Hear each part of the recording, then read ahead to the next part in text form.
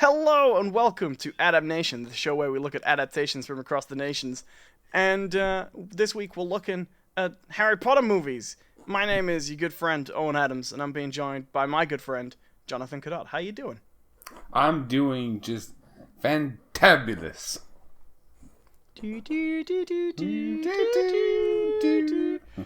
Before we get into these movies, I'm gonna make my initial observation about all the Harry Potter movies, which is, these movies have one of the most offensively intrusive soundtracks.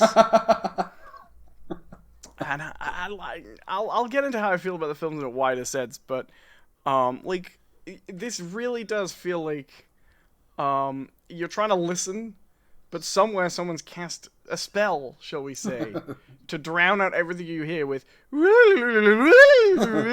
Damn you, John Williams, the darkest wizard the world has ever known. Right.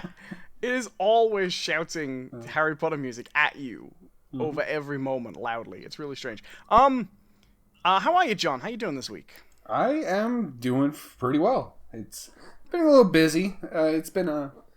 Life has definitely kicked it up a gear for me, so a lot of stuff going on. But, definitely had some time to sit down and watch these movies, which is nice. Well, you've also been working your way through the Harry Potter books too. I have, yes. Mildly on topic. How far are you in with those now? I am now currently on Order of the Phoenix. Oh, okay, so you're pretty far ahead. Yeah. Pretty far ahead. You think you just done Azkaban last time, right? Well, I mean, I finished Goblet of Fire too, but. Oh yeah, but I mean, last time we spoke, I think you just finished. I went through Goblet of Fire probably in about a week. Okay. About 5 days. We'll get into those a bit more in our other show, because this is the movie show. This is the movie show. Talk about the movies. Yeah. But we're gonna do the first 3 Harry Potter movies this week because I didn't have time to watch them really. So of course that's what John suggested. So I squeezed all 3 movies in today. And I won't lie, if you want me to talk about anything in the last 20 minutes of Prisoner of Azkaban, fuck it. I don't give a shit. I was not paying attention anymore, but I have seen it before. So okay, so it's funny that you mentioned that, and we'll bring it. We'll get around to it when we get to it. But I had a very similar experience with the end of Azkaban. But we're gonna take these in order. So I'm gonna roll up. We're gonna get through these quickly, sure. And then we'll talk more generally about the first 3. Worth mentioning, I think the first 2 were directed by the same guy, and then I believe the third one has a different director. Which yes.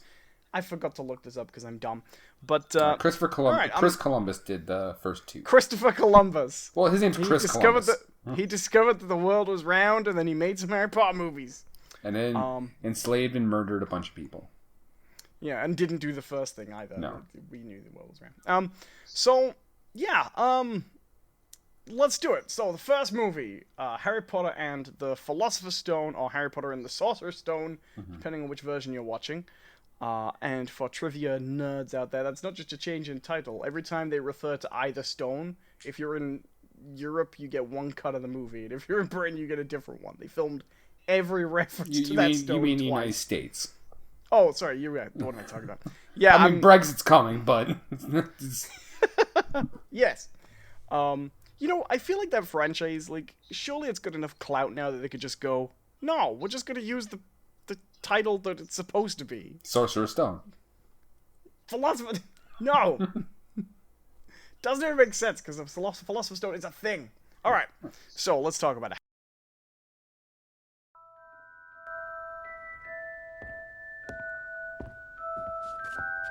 There's no such thing as magic.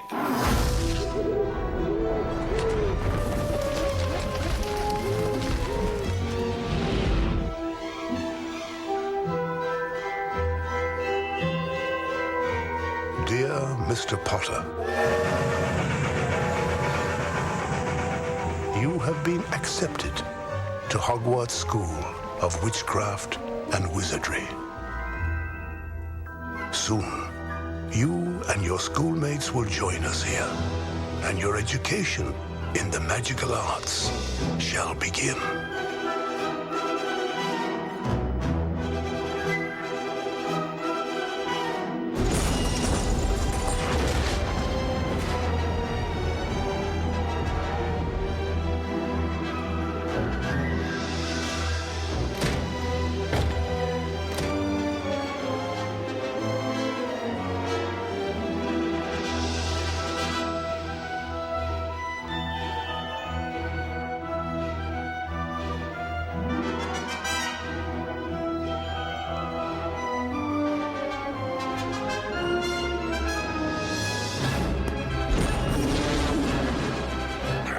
You're the boy who lived.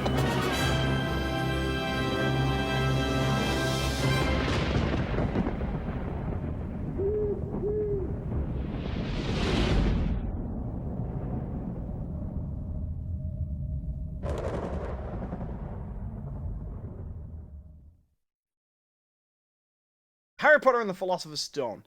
Harry Potter is a 10-year-old boy who lives with his aunt and uncle and cousin, who are terrible people. They treat him pretty badly, and they make him live in a cupboard under the stairs. But one day he gets a letter through the mail addressed to Mr. Harry Potter, first time he's ever got a letter. And for some reason, his uncle really does not wish for him to get this letter, so he goes to great lengths to prevent him from receiving his letter. But eventually, the sender of the letter reaches him through the persona of Hagrid, a giant man with a giant beard, who tells him that what his aunt and uncle are keeping from him is that he's a wizard. And, he's a wizard! Memes. And he is invited to go study at the most prestigious school of wizardry and witchcraft, and presumably the only one, because you never hear any others this stage in the films. Right. Called Hogwarts School of Wizardry and Witchcraft. But not in Britain, right? From what I can tell. Yes. So Harry, his aunt and uncle oppose it, but he manages to get his own way anyway. He goes to Hogwarts, where he discovers that he's something of a minor celebrity in the wizarding world, because many, many years ago when he was a boy, his parents were murdered by essentially like Wizard Hitler. Right.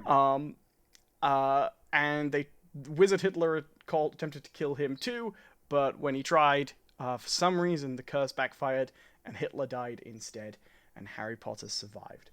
Over the course of the rest of the movie, we discover that while Harry is learning new wizarding lessons, the school are actually hiding a mystical artifact called the Philosopher's Stone, or the Sorcerer's Stone, depending on which version you're watching, in Hogwarts, and Voldemort the Wizard has returned and is attempting to steal the stone for himself. Ups and downs ensue. Eventually it comes to a big culmination between Harry and Voldemort, who is hiding under the turban of a wizard called Professor Quirrell, and he stops Voldemort from getting the stone, and he kills him, and sort of, and saves the day. That's the gist of the first. You guys all know what the plot to Harry Potter is. I don't even know why I bothered doing it, but right, that's basically it, right? Yep, I would say so. Okay, so first question: were you familiar with the source material before viewing this movie this week, sir? This week, yes. Since I am aware of this, I know you. Well, we don't have to go to our full history, I suppose. Right. I had seen the movie before I'd read the books. That was such a long time ago. It doesn't really matter. I not really remembered. Sorry, just you keep talking. Just while you're trying to speak, just carry on. Just keep explaining. Okay, and do do do do do do do.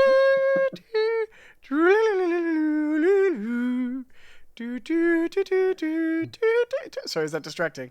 Continue. No, please keep explaining important information. I don't want to anymore.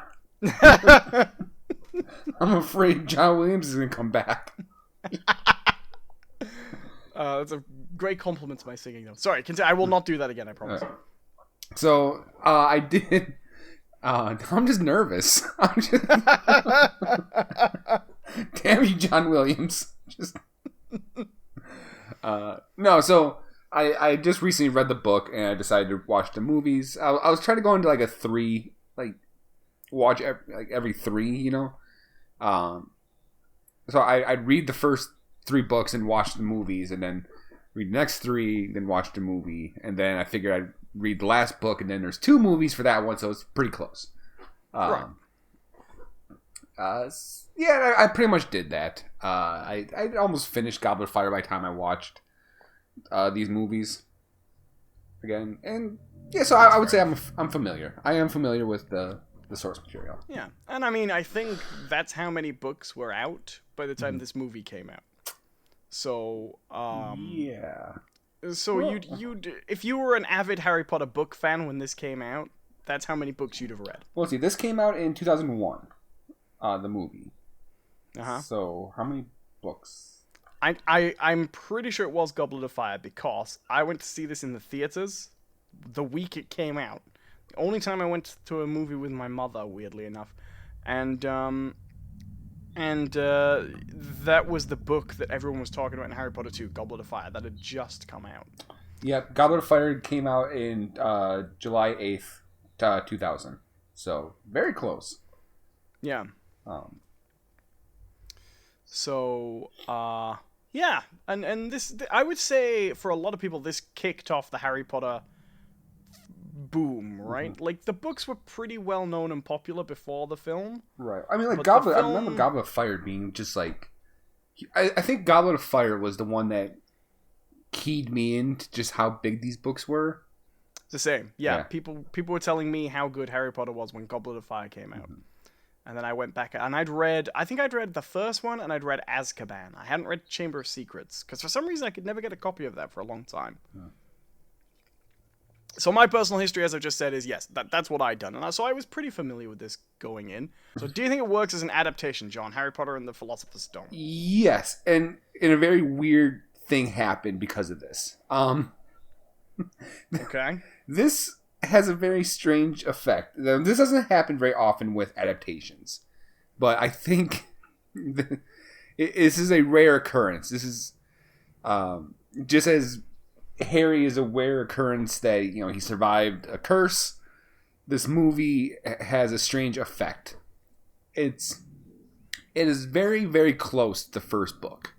I'd say so, yeah. Yeah, I think of all the movies I've seen, this one is the closest to having... It's realistically as close as you can get. Right. Like, the only thing that's really cut out is a lot of the stuff around the subplot involving Hagrid's dragon. Right.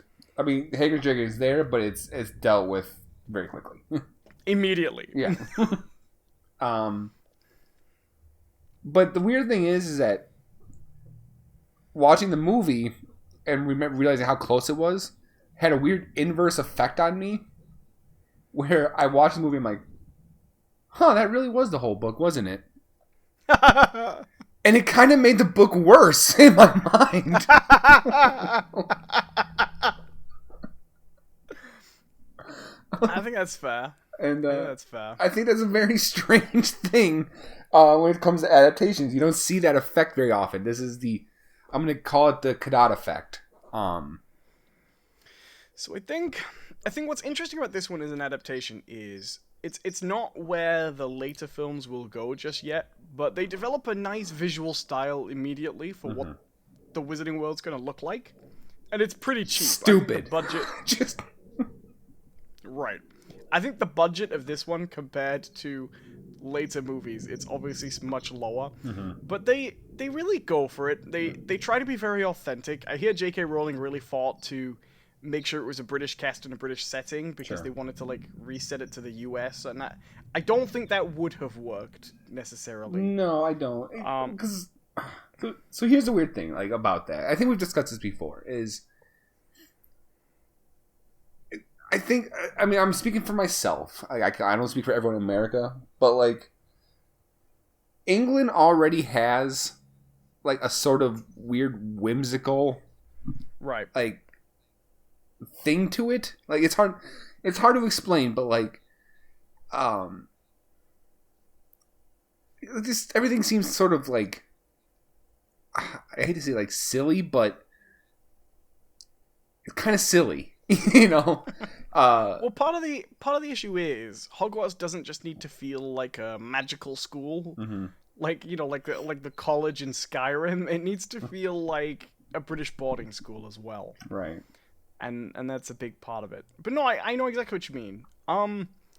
I think it's a very good adaptation of the book but I think it really comes through how much of a children's book the book is, how much of a children's movie this is. Right. But no, I'd agree. I don't think this film's aged very well. The first one. No, and there is one. I would say there's one character in the movie that I feel that they've changed. I don't want to say drastically, but changed his persona enough. I think Ron is depicted very differently in the movie as opposed to the book. They lean into coward. Yes, a lot in the film. Yes. That's and he's not exactly brave in the book, but he's more like normal kid. Right. I think. Well, it's like in the book, he's very quick to like he starts fights. Like yes. He sort of punches Malfoy. He's the rough and tumble working class kid. Right. Absolutely. I definitely think I don't think Ron comes across great. I think Hermione's fine. I think at this point Emma Watson is the weakest of the child actors. In this one, sure. In this one. No, you know what? Absolutely. I mean, we'll get into this when we talk about the movie as a whole. I did not care for Daniel Radcliffe in this book or this movie at all. I don't think he's great either. It's really interesting casting choice, isn't it? Because this is like one of the biggest casting calls for child actors at this time, and yet they don't get anybody who you look at and go, "Wow, that's an amazing child actor," do you? There's no one where you go, "Wow, they pulled that off just like a grown-up actor would." They're all like, "Wow, okay, that's the read you went." I mean, we'll talk about this more as the movies go, but the actor playing Neville. I'm sure he's a nice guy, but I'm glad this is the only role he ever got that I've ever seen. He's the worst. And, okay, we're going to talk about more movies in the future. He gets precisely 0% better. Like, he has no growth, no improvement. Some things I think come across really well from the books. I think McGonagall is perfect. Yep. Perfectly cast, perfectly written, perfectly directed. I think Quirrell actually communicates the way he's written in the book quite well, actually. And I like how I think this movie does a good job of pulling that mystery together, so he's always looking the right place or just in the right shot near Snape when he needs to be to kind of sell the red herring a little bit, you know? Which is not too bad. But yeah, all in all, as an adaptation, pretty straight on the book. Really, the only thing that is different is worth mentioning is the visual design, I guess, of the Wizarding World, which is cheaper than I remember, much more basic. So, anything else you want to say about it, just as an adaptation? Not really, I guess. I mean, we'll get in when we talk about the movie. We'll cover adaptation stuff more, but all right. Let's do it then. Okay. Harry Potter and the Philosopher's Stone / Sorcerer's Stone. Does it work as a movie in its own right? This one, I'm a little torn. I think it's fine. I think it's a fine movie. Like, I think it's very of its time. Yeah, it's fine. Like it's fine. What you have to remember, people, is this is what children's movies were like when we were like 11, 12-ish, and there were a lot of them. Yeah. And it feels it so much. In a way that the later movies feel like they're more their own thing and they stand out a little better, this one feels very early 2000s kids movie, and it's not a great one, I don't think, in its own right. You know what the weird thing is? The thing that always sticks out to me, right? I don't know why this sticks out so much, but like in the books, and I don't mean to keep doing this. Oh, in the book it does, but I mean that's the purpose of the show. Go for it. But like in the books, there's this there's kind of this big thing about how they're like always wearing the robes, right? And like they kind of make a point to always say like everyone's either wearing robes or like a variation on robes, you know? Right. And so for some weird reason, it really threw me that the final confrontation scene, not to really jump ahead, but this is one of the first things that always jumped out of my head when I think about this movie now, is whose idea was to have our brave hero face down the dark wizard Voldemort wearing like a red sweater and some like smart khakis. It's a very 10-year-old look, isn't it? He looks so like... You know when you dress up the young kid for the first formal dinner with like the aunt coming in from out of town? It looks like that. But he also has like the brown shoes that are clearly like not like well-made shoes. They're like... This gets to something I do kind of like, which is throughout the run of this series, there is never an attempt in any way to try and make Harry Potter cool. Right. At all. But except only within the ways that the book already does. Like, he's the world's finest young Quidditch player. Right. You know? And he just happens to be the powerful wizard in all the right ways. Mm-hmm. And I think the books have always been kind of... I don't love that. The way he always just happens to be just the right amount of chosen one. Oh, yeah. No, he's flipping... he's always just amazing. You know, whatever he has to do. Right. Despite the fact that they always try and make him look more... And Hermione's supposed to be the smart one, you know? Mm-hmm. But there are some things I like about this movie. I think the child actors really age it very badly, but I like... I think they do a good job with Hogwarts. I think Hogwarts looks good and feels like... Hogwarts looks amazing. I would love to have gone to school in, like, that building, you know? Beautiful place. That dining hall and the spells and the floating candles is a great look. Yes. Really sticks with you. I also like the bridge. I don't know why that's an image that just sticks in my mind, but that bridge to nowhere that's just... I know what you mean. It's a beautiful look. I like that you see it in all kinds of different weathers. I will also say that the lake is... The size of that lake changes from movie to movie in such a weird way. Well, I'm not entirely sure the shape of Hogwarts doesn't change from movie to movie. It has that kind of feel to it. I don't think the stuff back outside the Wizarding World looks as great. And it inherits a fair few problems from the book, right? Mm-hmm. Like, it inherits a few things. Like, the connection between the Wizarding World and the real world is very spotty at best, you know? Right. Like, we realize that, you know, there are some muggles who know about the Wizarding World, but they're not in the Wizarding World. Mm-hmm. And then there are some that don't at all, and it's supposed to be a secret. But that's not really the movie's fault, I guess. But still, they don't find a better way to handle that. I mean, it's one of those weird things where it's like, like the whole like platform 9 3/4, right? Right. Where it's like, oh, just make sure no one's watching. Like, did you see how busy that goddamn train station was? Like, right. Like, someone is seeing that shit, right? Right, and later on they build kind of a thing of like, oh, muggles just don't see what they don't want to see, but right now we don't have that. Right. and yeah, it definitely relies on a sort of like, yeah, just carry on, nobody will notice anything, you know? Mm-hmm. I mean, the one I was, oh man, I'm jumping ahead here, but if the only way into the Wizarding World is through that special portals like that, right? Right. How can you then just get in a car and follow a train that leaves from one of those portals? Dude, I was thinking that myself. I was just like... What's the logic of it?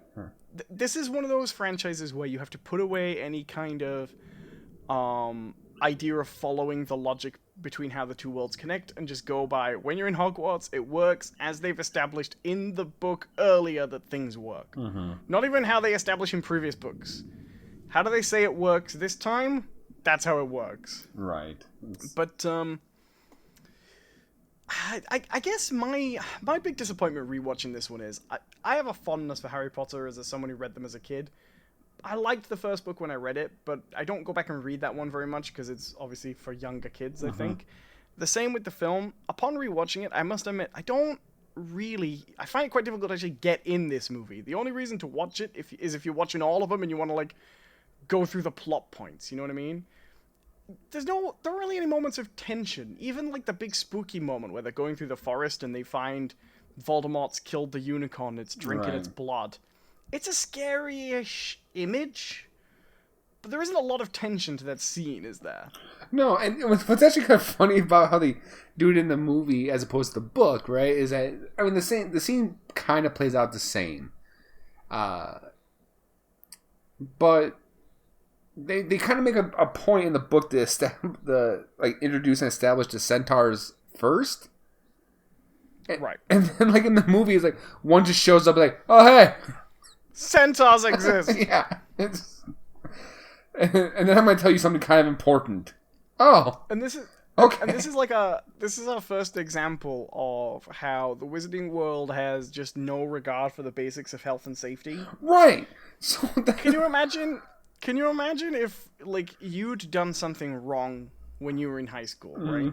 And you were taken to the principal or the head teacher or whatever you got, and they said to you, okay, this means you get detention.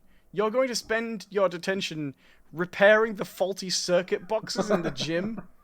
Do you know what I mean? I mean, it's almost even more dangerous than that. It'd be like, oh yeah, you pulled a fire alarm. Here's your detention. I'm gonna place this In fire! I'm gonna put this revolver in front of you. There's one bullet.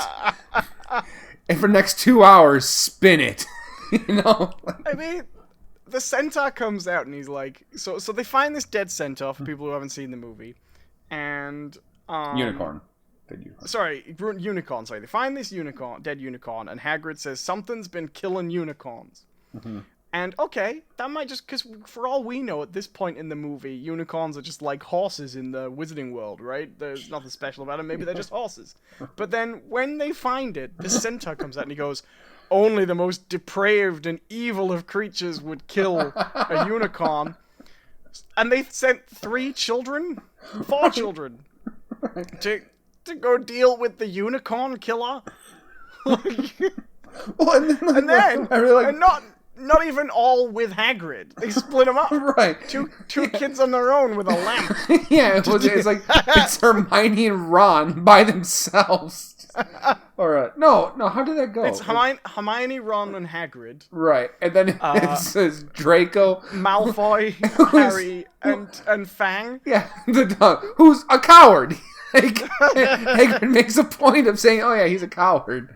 That is a legitimate funny moment in the movie. Yeah. In fact, there are funny moments that are not in the book that come from Hagrid. Yeah. Hagrid's running thing because I shouldn't have said that. Well, someone must have pointed out that he repeatedly spills highly critical information by mistake in the book, so they just turn it into a joke. Oh, I should not have said that. It is funny, you know, because Robbie Coltrane's a great actor and he works that character pretty well. Yeah. But yeah, that like. Not the film's fault. It happens in the book too, but we gotta judge the film as a movie. I mean, here's the thing. What makes it even better, right? Makes that whole scene better is in the movie, you know, or in the book, right? Just 45 minutes previously, Dumbledore's like, "Hey, don't go into the forest. It's off limits." Like, and then, I think he's like, "Yeah, you'll probably die. Don't go in there." And you know the best bit? Unless you're a naughty boy, then we're sending your ass into the forest. The best bit is, do you know what they were being punished for, listeners? Being out of their beds at night, for it's not safe.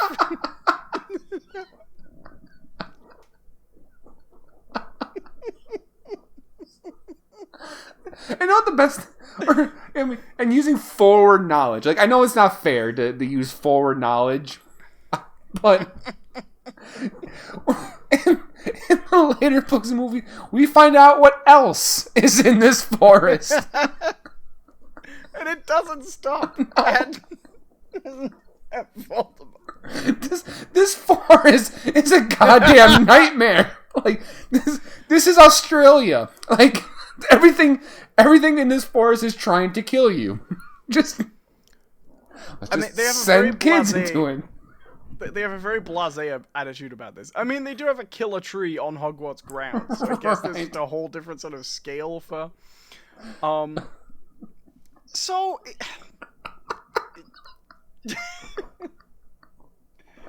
It's a strange system. There are things I like about the movie. I think when it gets spooky, it works. That moment of Voldemort killing the unicorn is effective, even though it's not scary. There's some less good moments. If you wanted a poster child for movies in which early 2000s CGI has not aged well, look at the Quidditch scenes. Oh, okay, yeah. Let's bring up Quidditch. When Neville gets hung on the side of the building. Yes. We're going to talk about Quidditch. Okay, let's talk about Quidditch. What did you think of the Quidditch? Is this how you pictured it in the book? This is something I want to ask about. Yeah, I mean, it was close enough. It was... Yeah. Stupid. I mean, the game is nonsensical anyway. Yeah, it's... Like, I remember reading the rules, I'm like, wait, what? Like, what? So the game ends when you get the snitch, but you also get 150 points. It's clearly that she wasn't interested in writing the sport so that you have to actually develop the whole game and then write the game so that there's tension over how the whole game's going and it ends in a win. So she crafts a sport where there's basically only one win scenario and then she just has to follow Harry Potter. Do you know what I mean? Yeah, except in later books, there's plot points that hinge on, like, the weird, like, scoring system. Yes, well then it wasn't interesting enough to keep doing it 3 books in a row. Alright. So, I mean, yeah, like, so, okay, this is my thing, right? This movie came out in 2001, right? Right. In 1999, another little film came out called Star Wars: The Phantom Menace. Now, one of the huge criticisms of The Phantom Menace was, hey, you know that weird sports section in the middle that went on for fucking ever? Oh, I know people who at the time legitimately thought that was the highlight of the movie. The pod racing? Yes. I didn't. Just... That's why when it got re-released on DVD, George Lucas made that section even longer. Did he? Yeah, it's longer. If you've watched that movie on home video, well, yeah, every time that movie's been re-released, it gets longer. The pod race. It's like 15 minutes now, I think. Ugh. It's really long. Yeah. So the Quidditch scene is basically the same. Oh my god, this scene goes on and on. Yeah. And on. And it's weird because the crowd's all totally separated. I guess this is like a budget-saving feature, because whenever you want a crowd shot, it's like 20 people in a row of 5 seats. It's alright. It plays out as it plays in the books. I mean, I could do without the Quidditch. It doesn't really interest me at all. I mean, I guess like in this one, it's important for this Quidditch scene to happen, because some things happen during the match. But, like, damn. This, like, we didn't... So what this does is, like, I was kind of tempted to go back and read the Quidditch section in the book. So what it does is, in the movie, it gives you the major plot things that happen, right? Right. Hermione sees Snape muttering a curse. Turns out not to be Snape. But that's the important thing, right? And then, like, I guess you would say, like, Harry getting this. Right. So yeah, that's pretty much all I have to say about the first Harry Potter movie. You got anything else you want to add to that? Yeah, I mean, there's another kind of strange moment, and once again, this is not so much the fault of the movie. This is also kind of weird in the book. It ends on a really weird note, where it's like one, how Harry defeats Professor Purell. Professor Purell. Yeah, that's what I call him. It's your pet name. Right. Come to bed, Professor Purell. Leave the turban on. But not on your head. For me. It does something for me, okay? Just... So... It's one of the weirdest, most, like, anticlimactic moments in like any literature. It really ends on a really weird note where it's like, oh no, Voldemort's back. Oh no, Pirel's gonna get Harry, and he touches Harry and dies. Yeah, it is kind of a dramatic moment. It's interesting too because I don't think anybody was really expecting Voldemort to return in that book on the back of somebody else's head. So it's a legitimate surprise, right? Mm-hmm. But it is kind of established. You know, he went away to another country and he didn't come back the same. They established that Voldemort... Although they don't say that in the movie. That's in the book. Why am I giving you information that's not in the movie? In the book, they established that Professor Quirrell went away to another country and came back unusual. After they established that Voldemort fled to lands distant. Right. So in the movie, Quirrell's a coward for the whole movie. And then at the end, it turns out it's all a ruse, and he's actually evil, and on the back of his head is Voldemort. Voldemort, another piece of not great 2001 era CGI. But I think they were happier with the effect than they were with anything else around it, right? Because that whole climax also takes place in a really rubbish set, I think. Yeah, it does. It's like some stairs. Yeah. In an empty room with the mirror. And again, I don't 100% get... Maybe I'm dumb here. I still don't 100% get this ending. He sees the stone in his pocket in the mirror because it's the thing he wants to see the most, but he doesn't want to use it, therefore. But is the mirror part of... What? So the thing that annoys me is this mirror is established earlier in the book, right?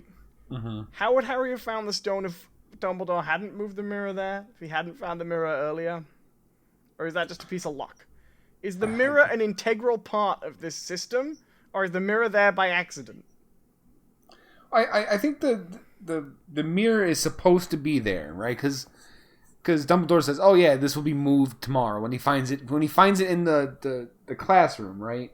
Oh right, I've always assumed that Dumbledore moved the mirror because Harry was looking at it too much. No, I think it was on its way to being moved when Harry found it. Right. Fair enough. I mean, like, this movie really kind of establishes, like, yeah, wizards are cool and all, but they're not exactly pragmatic or, you know. Well, I mean, this is the dumbest thing about Harry Potter's Wizarding World, isn't it? They've managed to use no Muggle technology for anything, right? They don't even knit their own jumpers. They still use knitting needles and wool, but they put them on auto knit through the power of magic. Right. But, like, everything they do is harder than just doing it the normal way. You know what they should have done? They should have just put that Sorcerer's Stone, Philosopher's Stone, whatever, in just, like, a safe. And then when Voldemort get there, he'd be screwed. He's never seen one of them before. He's got no idea how it works. Like an electronic safe with a chip and pin card. Right. Like an RFID. Right. What's he gonna do? I mean, it's one of those things where, like, they try to make it out to, like, Voldemort is this, like, super huge threat, not only to the wizarding world, but to the world as a whole. Like, oh, like, if Voldemort really sets out, he can wipe out Muggles, which he wants to do. You know, he hates Muggles, and he hates, you know, wizards who have Muggle blood in them, and blah, blah, blah, blah. It's like, all I can think of... later. What's that? That comes up more later. But yeah. All I can think about, like, watching this is, like, especially when, like, his followers and stuff do kind of come into play, it's like, you know what? Let him try. You know, let him try to take on the real regular world. Like, these people would be killed instantly. Like, because like, we're gonna wage war against the Muggles. It's like, we've been doing that amongst ourselves for centuries. Like, we're really good at it now. Like, it's like, also, yeah, wave your stick. I have a Tomahawk cruise missile. After they've wiped out all the Muggles, watch them operate agricultural equipment. Right. I guess we could fit this to the tractor and pull the ground across with the... Well, I think at a certain point, I don't remember. I thought it was in this book, but it might not be in this book. But someone makes a comment that, like, oh, Muggles, have accomplished the same thing as wizards have. They just use technology instead of magic. And all I can think is like, yeah, and we did it better, like, and faster, yeah, and more efficiently for everyone. Yeah, like this is like you don't need special magic powers to run the internet. Yeah. Yeah. Do you know what we have instead of the night bus? A regular bus service of a normal bus. Like, hey, no, we have instead of like fallible feathered, creatures to deliver our mail, we have email. Like, we have... Right. And also mail. Yeah. That's the amazing thing about the owl, the magical world, isn't it, right? Nobody ever carries, like, a letter. Owls do everything, right? And they do it pretty crappily, too, because the amount of times messages don't get sent because of owl interruption and things like that, right? No human being considers a worthy job for a human being to carry a letter in the wizarding world. No, Right. That's owl work. Don't you be... Do the owls just have a really fantastic union? They've cornered the market.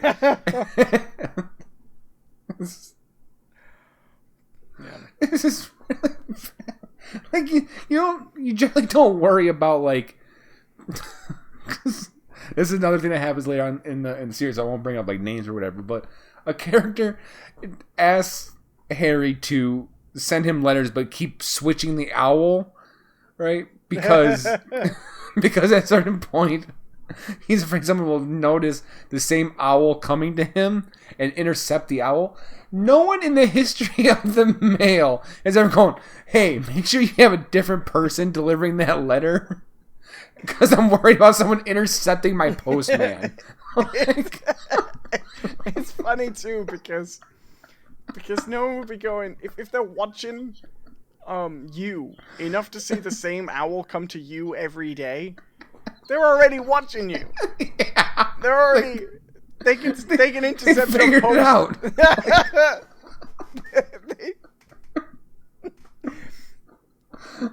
The other thing that this is something that baffles me about the Wizarding world, right? Presumably, if you want to enchant an object, right, it's just a case of like you learn the spell, you do it, right? Right. So if you wanted to make something fly, say, if you wanted to make a flying object that you rode upon, like a broom, right? Mm-hmm. Presumably, you would just get a broomstick and then cast the spell that makes it fly to your command on it, right? Mm-hmm. So how does one company make a branded broom that happens to be faster than all the other brooms? That keeps coming up too. That's... Right, every book.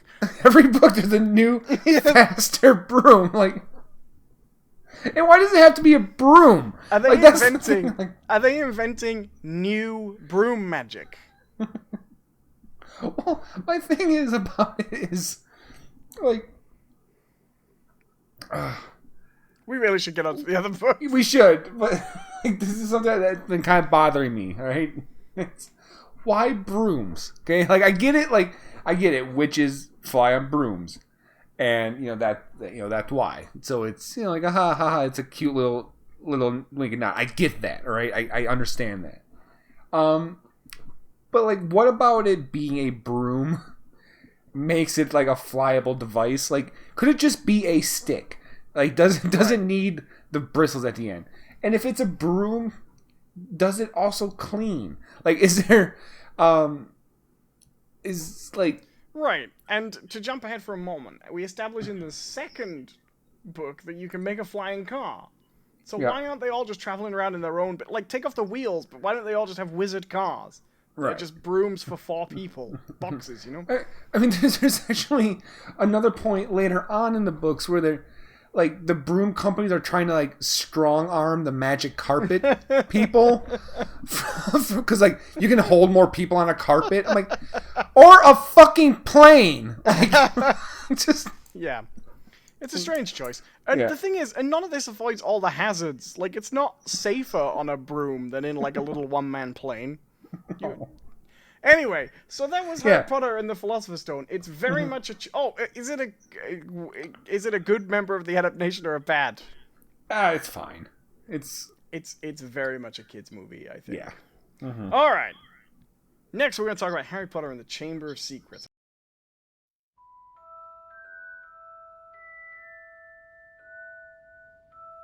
One year ago, he learned the truth, You're a wizard, Harry.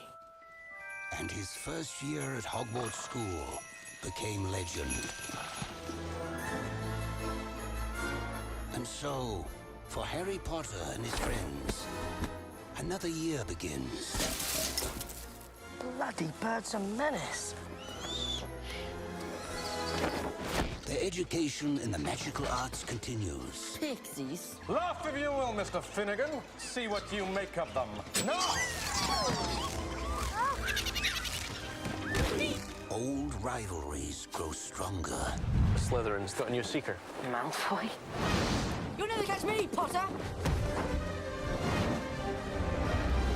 And something in the school's dark past will be awakened. The Chamber of Secrets has indeed been opened. Unless the culprit is caught, it is likely the school will be closed. Harry Potter must go home. Oh dear, we are in trouble. Here's the plan. You disguise yourselves as Crab and Goyle. Are we going to drink that? Yes. Harry? Ron. Excellent. This year, Warner Brothers Pictures presents How dare you steal that car! the next chapter of Harry Potter, where the past will return and the struggle for the future of Hogwarts will begin.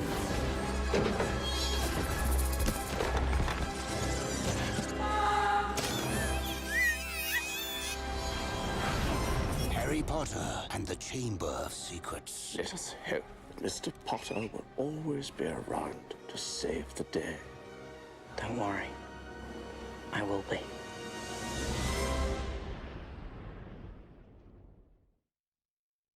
I'm going to do my little plot summary here. 1 year after the first Harry Potter movie, 1 summer afterwards, Harry is back living with the Dursleys, and he's pretty miserable because his friends from Hogwarts haven't been writing to him. He's currently shut up in his room because his uncle Vernon has some very important guests around and he's not supposed to disturb them, when he finds a little creature in his room called Dobby, who is a house elf, who tells him that someone is plotting to harm him if he goes back to Hogwarts, and that he should not go back to Hogwarts under any circumstances. Harry Potter tells him that no, he is going to go back to Hogwarts, so Dobby sort of deliberately gets him into trouble by dropping a cake on... oh no, is it a cake? Yeah, it is a cake in this one. A cake on one of the guests and getting him in trouble, so the Dursleys ground him in his room. In the middle of the night, the Weasleys rescue him in a flying car by pulling up against his window and taking him away to the Burrow, which is where the Weasleys live. There they all proceed on to Hogwarts, and traditional programming resumes. Harry goes back to classes. Everything's normal for a while until the janitor's cat, Mrs. Norris, turns up dead, and a message is scrawled on the wall that says, "The Chamber of Secrets has been opened, the heir has returned." What follows is kind of a murder mystery where students keep turning up petrified, essentially frozen, completely unable to move, while Harry is hearing the voices of a murderous voice in his head periodically, and begins to believe he may be partly to blame, as the other students also begin to believe he's partly to blame. Later, Harry finds a diary that when you write it writes back to you, and it tells him about a time when 50 years previously the Chamber of Secrets was opened and some deaths occurred, and Hagrid was believed to be responsible. Hagrid is, as as they believe that it is tied to the events 50 years earlier, Hagrid is sent away to prison, and he leaves a last word of warning, which is to follow the spiders. So Harry and Ron follow all these spiders that are leaving Hogwarts, where they find that Harry has been feeding and befriending a giant spider in the forest that he used to keep as a pet. The spider informs them that Hagrid did not open the Chamber of Secrets, and that previously the Chamber of Secrets was opened by somebody who set Hagrid up a little bit. And the diary was a guy... The person writing in the diary was a person called Tom Riddle, who used to go in Hogwarts 50 years previously too. Harry and Ron piece together the clues using the diary and a ghost called Moaning Myrtle, who turns out to be the ghost of one of the students who was killed 50 years ago when the chamber was opened. They travel to the Chamber of Secrets by finding its opening in the girls' toilets, where else would it be, and find that there is a hall under Hogwarts which houses a basilisk, a giant snake creature that is controlled by the haunted remains, almost a ghost of the character called Tom Riddle, who is inhabiting this diary that he imbued his personality into, and that Tom Riddle is actually the young name of Lord Voldemort. Harry defeats the basilisk with the aid of Professor Dumbledore's Phoenix, and stabs the diary with a basilisk tooth, killing and yet another version of Voldemort.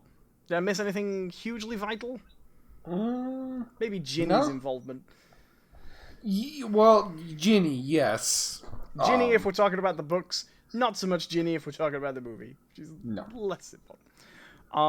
Alright, so first question. Were you familiar with the... We can skip these. We answer this. Okay, so second question then. Does this work as an adaptation of the book? Once again, I think, it pretty much follows the book. There's a little bit more departure. This will be a running theme with all of the movies going forward, is that increasingly departing from the book. But I think the books also get longer, so it's a necessity, really. I would say the big deviation from the book here is the book spends a long time with this diary. Yeah. Whereas the movie really brings the diary in as much as it needs to for the plot to still make sense, but doesn't spend excess time with it, I would say. Yeah. I think the other big difference is, to jump right kind to the conclusion here, is it's not a huge departure, but it's a sort of a weird change in implication. In the book, the implication is that Tom Riddle has kind of manipulated Ginny Weasley to perform these acts, through just kind of being there for her in a weird way. Like, she's lonely, and he just kind of talks to her. And eventually, it's her first year at boarding school. Right. And he talks her into this just by being kind of like being a friend.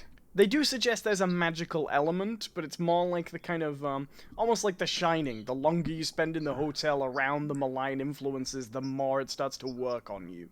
Right. In the movie, I feel like they really kind of imply that, he just straight up uses, mind control. I think the movie just didn't have the time with the book to really suggest anything else. Mm-hmm. Ginny's barely in it, actually. She really isn't in it enough to sell that side of things. So you have to have the book have more power. Yeah, I think this one's pretty close to the book in all meaningful ways. I don't necessarily think we need to talk too much about how this works as an adaptation directly, because broadly speaking, we're only talking about the design of the Wizarding World, which is better here, I think. The budget's gone up a little bit. But, again, this is as close... I agree with you. This is as close as the first one was. So it kind of lives and dies based on how well it manages to communicate the second book. Is there anything you want to say about it specifically as an adaptation? Anything else, or should we move on? I mean, once again, my issue with the first one, same here. The Ron. That... They go even further into... I think we get to a point very soon where, because, well, no, I guess maybe not, because the timelines don't really match up.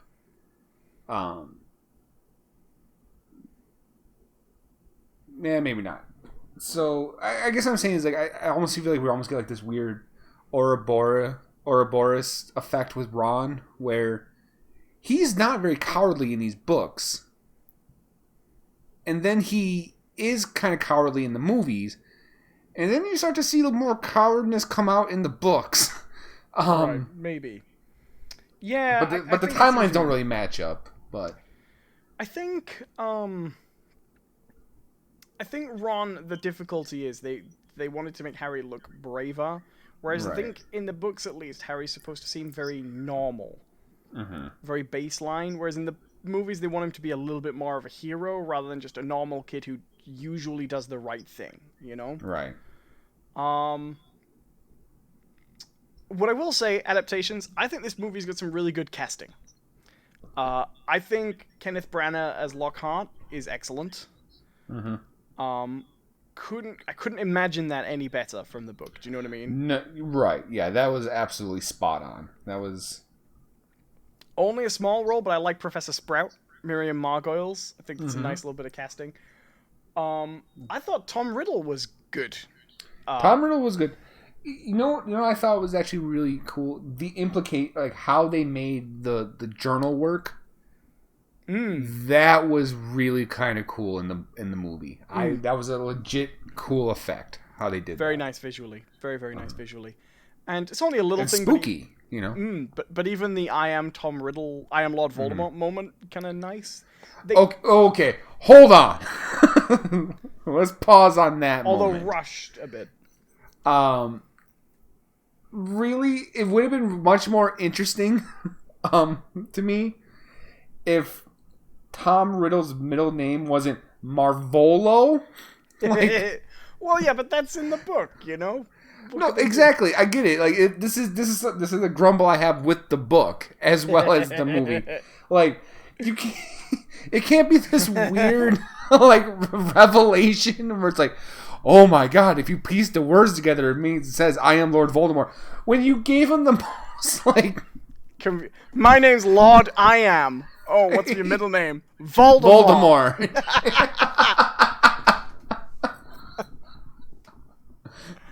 It's a riddle.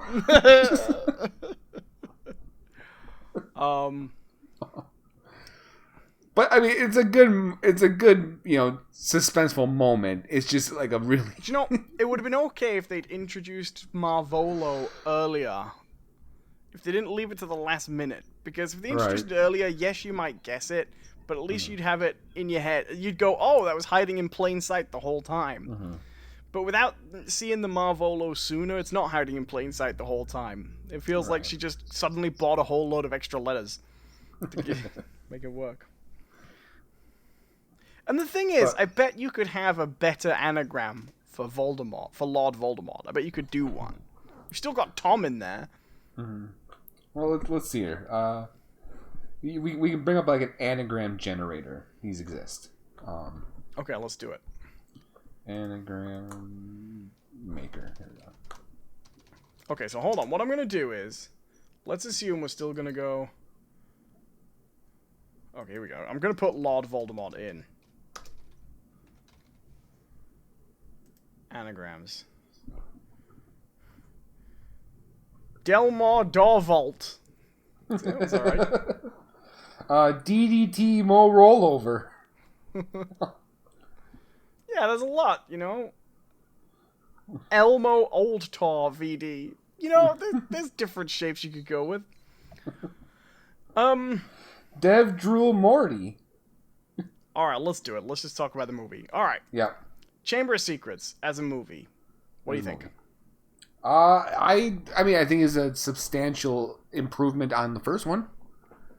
I agree. By visually and, acting chops, I mean, these kids are getting a little older. I was kind of surprised how much older they kind of seemed. They do, but I guess it's because they're filming it kind of like that sweet spot, Well, it's like they filmed Philosopher or Sorcerer's Stone. Fuck you. They filmed that, and then like, all right, we wrapped. Hey, great job, Daniel. Hey, thanks. Yeah.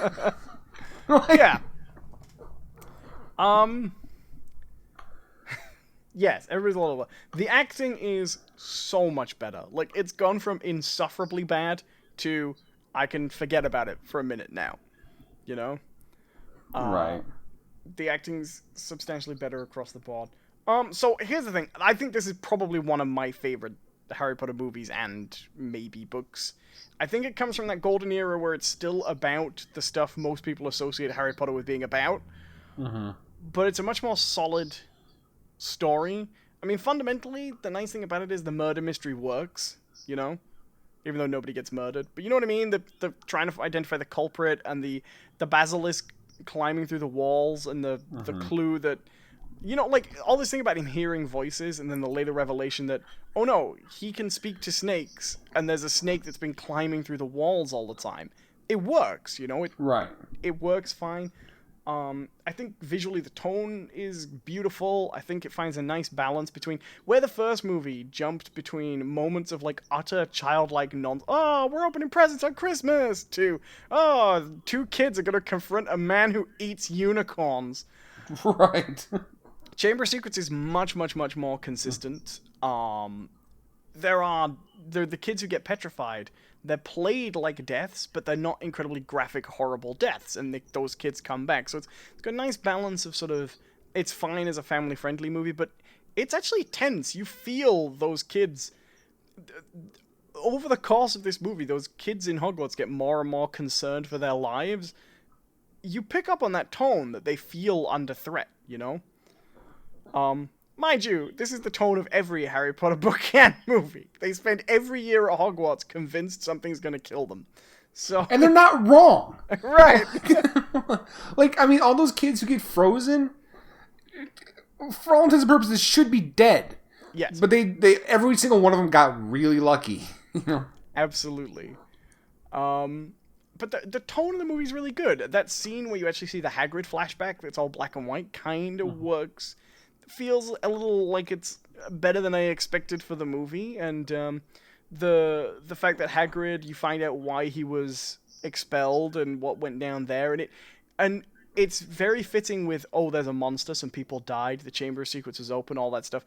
But then yes, it wasn't that monster, but it fits in completely with what you know about Hagrid from the first story, and that he has this thing about buying creatures literally nobody else would want to be around for 30 seconds. Because he just thinks they're cute. I think this is a really solid film. I enjoyed watching it again, and I think in all the ways the first one doesn't work, I think this is, for what it is, for what it's trying to be, I don't really think you could do much better. I think it's, within what it's going for, I think it's sort of perfect. Yeah, I mean, like... I think also it has the best, so far, source material to work with. Yes, I mean, it's fair to say Chamber of Secrets is a much better book than Philosopher's Stone. Mm-hmm. And I honestly, like, I mean, I hate to keep saying this, but we will get into this. I know a lot of people love Prisoner of Azkaban. I still think Chamber of Secrets is actually a more tightly plotted book. I've grown that way. I think Azkaban's ending lets it down a lot, actually. Yeah. I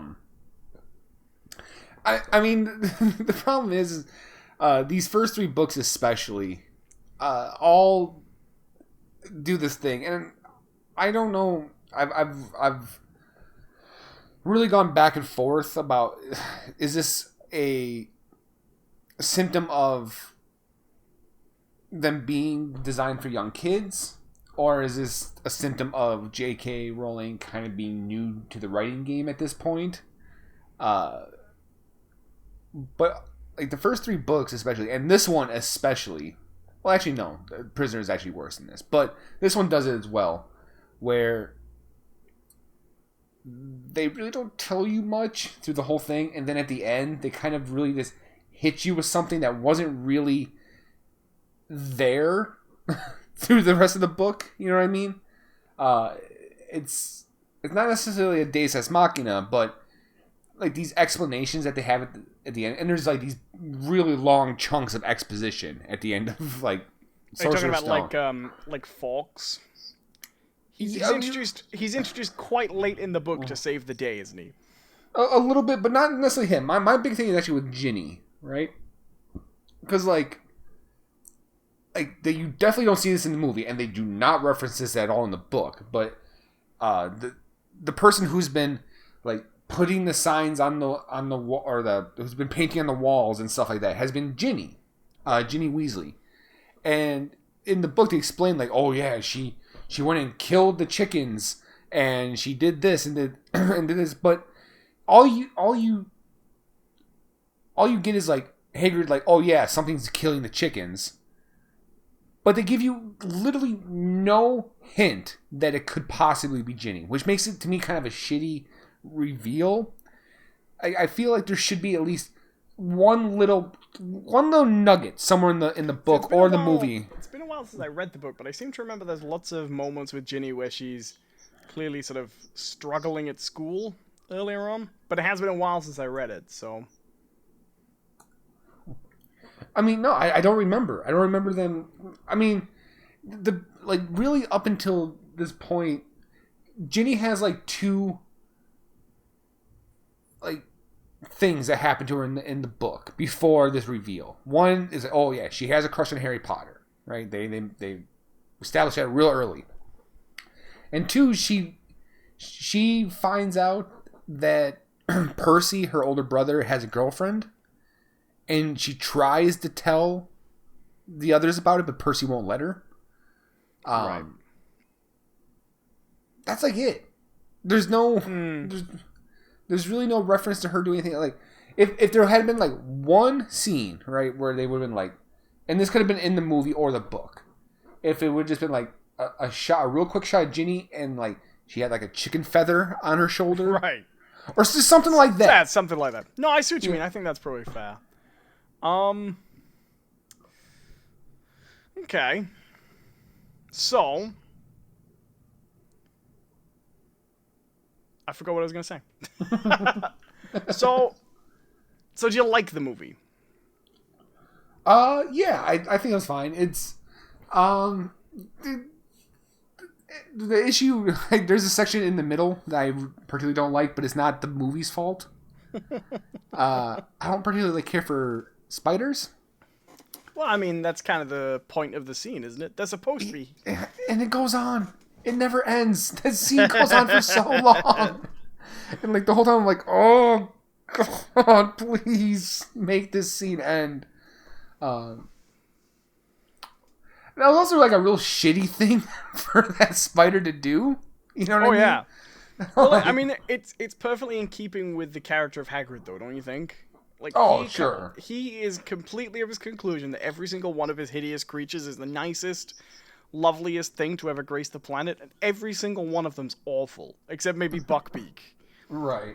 They're all pretty terrible. So, I'm going to talk about some things I like about this movie. Okay. Right off the bat, I think it's way easier to get into and enjoy than Philosopher's Stone. Like, Philosopher's Stone, you sit and you watch it to go, okay, I'm watching the first one. This one, you watch it, and you can enjoy it, I think. The tense bits are tense, the funny bits are funny. I love Gilderoy Lockhart in the book. I love Gilderoy Lockhart in this film. I think that character's funny. Like, legitimately really funny. Possibly one of the funniest characters in this whole franchise. The idea that...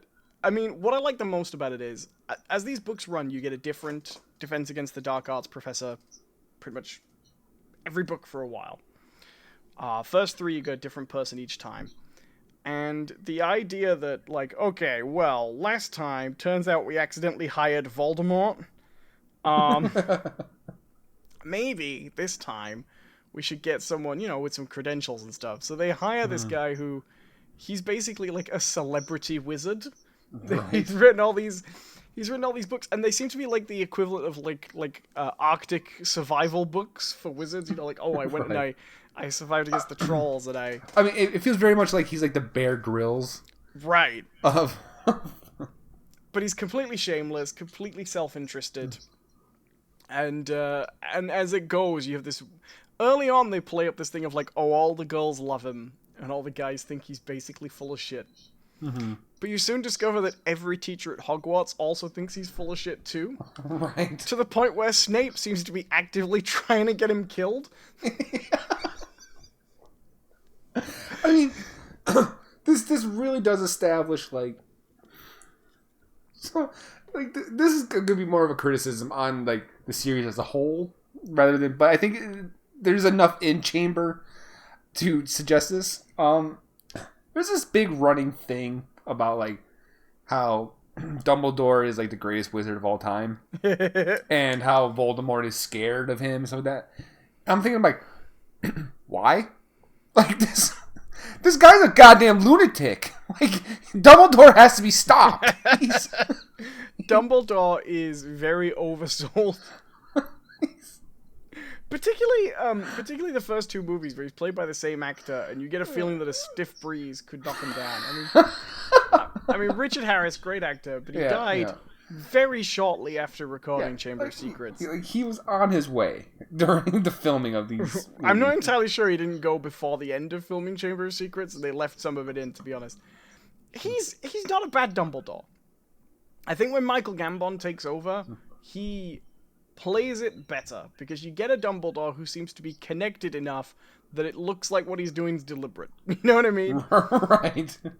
But Richard Harris Dumbledore, I mean, he seems like half the clever stuff he does happens by accident. There's also this really annoying trend of, like, oh, I can tell if Harry's near me in an invisibility cloak with my magic powers of perception, but 3 movies in a row, I can't tell you if he's asleep or not while I'm whispering loudly.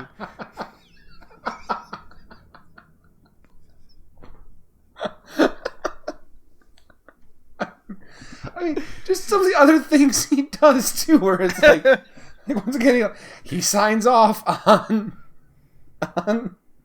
sending these kids into a forest, right? Like, he's cool with that. He was it in this one, or was it I can't. In Chamber, what did he do? We sent him into the forest in Philosopher's Stone. Right. Okay, no, I'm thinking of something else. So they're like, oh yeah, we searched the school high and low for this Chamber of Secrets, and we can never find it. Lo and behold, the entrance to the chamber is in a bathroom, which, to be fair, like, well hidden, except for the fact there's a giant snake carving on the side of a faucet. What I love is they go, only Salazar Slytherin or his heir could get in. Salazar Slytherin is known for being one of the very few wizards who could speak to snakes. Mm-hmm. And they don't go, well, let's get someone who can speak to snakes in. Right.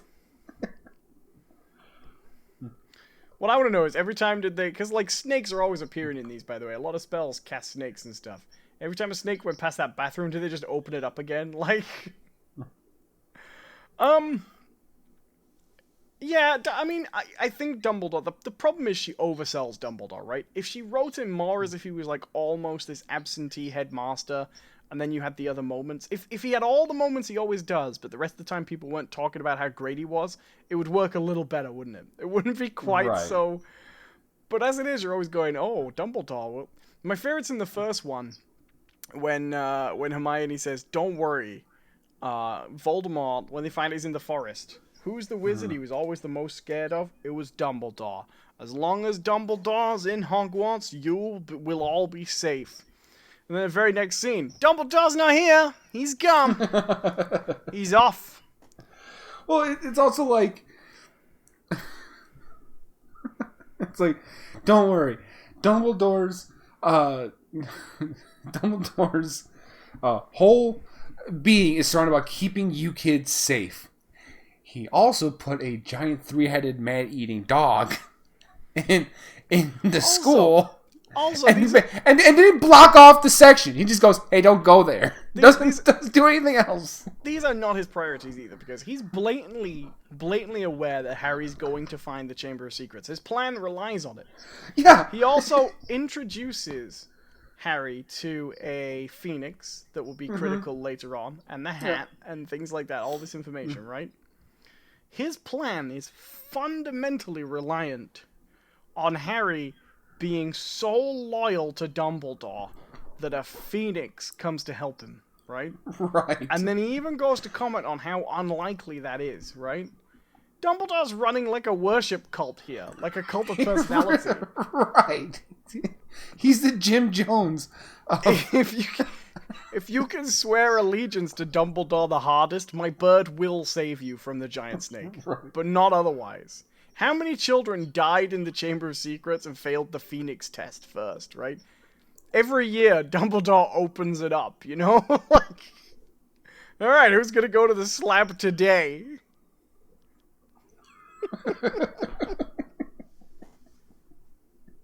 Testing my worth. Chamber of Secrets. Fight for me. Chamber of Secrets is a cracking set, though. Considering the finale of the first movie took place in like the worst set. Chamber of Secrets is great, right? Oh yeah. I love. I really like the.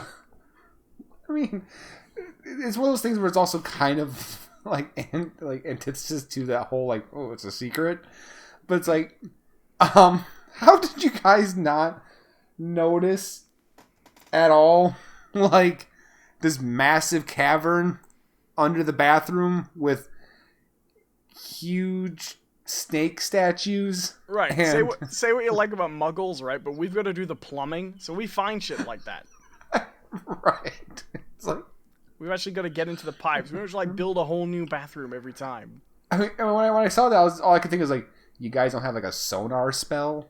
Just like this is not hard to figure out. There's a massive empty space under your building. Like, this is a really easy thing to figure out. I'll just get the blueprints and be like, no doors connect to anything on here. The whole like vast empty space in the building here. What's going on? Nothing on the blueprints here. Oh, that would be the thing too. It'd be like the blueprints for Hogwarts is probably like 6 like blue colored fingerprints that, if they're layered on top of each other, makes a rough sketch of the building. But only if you don't want to see them. Right. If you're the architect who isn't supposed to build it, you know. So what was cut out of this one, I guess? So the things, I feel like there is some stuff cut out of this, but it's mostly in terms of nothing's cut out from this movie. It's just that there's lots of stuff in this movie that only happens once, that in the book happens several times. Like, Colin Creevy, the photographer, right? Oh God. That works in the book because he's annoying and Harry's annoyed by him, but then he basically turns up dead, right? So you're like, oh, that's kind of sad. Well, I mean, that's kind of like a big deal, like through the whole book. That's not really here in the movie. Is this implication that it's Harry doing it, right? Yes, without a doubt.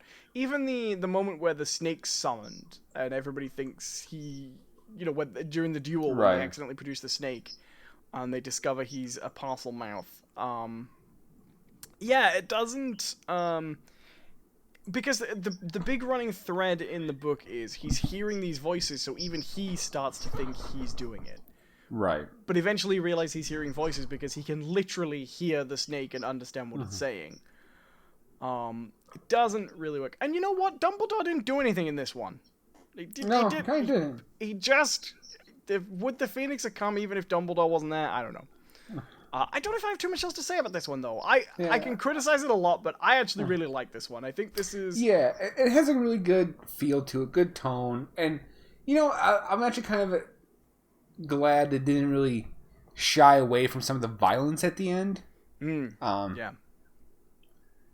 It's like a perfect encapsulation for me of what Harry Potter is when it's firing on all cylinders at its best. It's this as a movie. Yeah.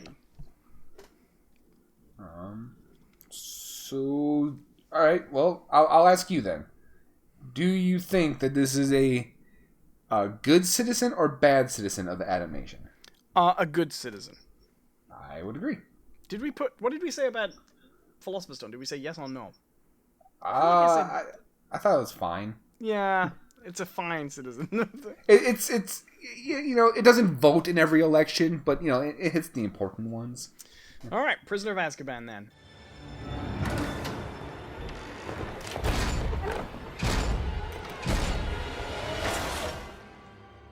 Turn to page 394.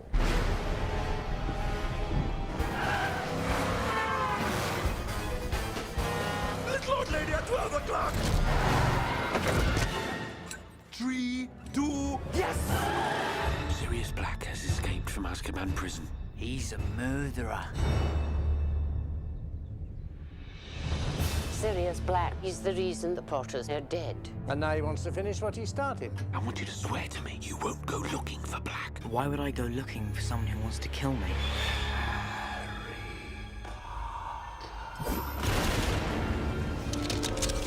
There's something moving out there. It was a Dementor. One of the guards of Azkaban is searching the train for Sirius Black.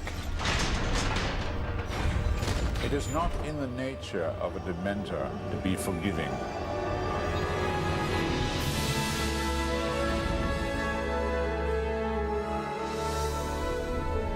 I hope he finds me.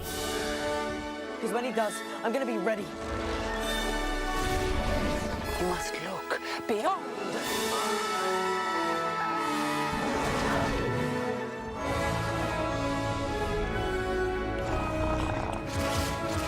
Filthy little mudblood. Foul, loathsome, evil little cockroach! Oh, that felt good.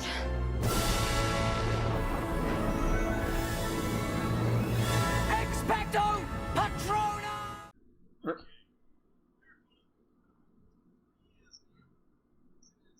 Okay. Harry Potter's been going to Hogwarts for 3 years now. He's in his 3rd year at home with the Dursleys. When he discovers that his aunt is coming to visit, who is a Dursley, and he does not like her very much. She says some quite insulting things about his family, and he gets very upset, and so he unintentionally turns her into a giant balloon, and she flies away across London. Harry becomes quite concerned about this because he realizes that he's used illegitimate magic and annoyed his family, so he runs away where he discovers a thing called the Night Bus, that he uses to carry him all the way to the Leaky Cauldron. The Night Bus is basically like a magic bus for wizards that turns up when you need one. Even though we've never seen it before, and a bus would have been handy. They get to the Leaky Cauldron where Harry meets Cornelius Fudge, who is a man from the Ministry of Magic, who tells him that he shouldn't have run away. He's got to be getting to Hogwarts now because there's a lot of danger going on because there's actually a criminal on the loose who's escaped from Azkaban, which is the wizard prison. And the criminal is a man called Sirius Black.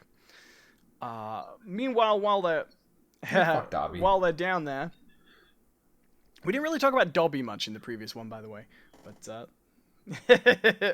but while he's there, he meets up with Ron and Hermione, who are currently embroiled in a row because Hermione has a cat that keeps trying to kill Ron's rat, Scabbers. They head on to Hogwarts, where Hogwarts is in peril again because everyone's convinced that the escaped criminal's going to murder everybody. Meanwhile, Harry's a little depressed because this year all the students get to go to a village near the castle called Hogsmeade, but he can't go because you need a permission slip from your guardian, and his guardians are shitty people.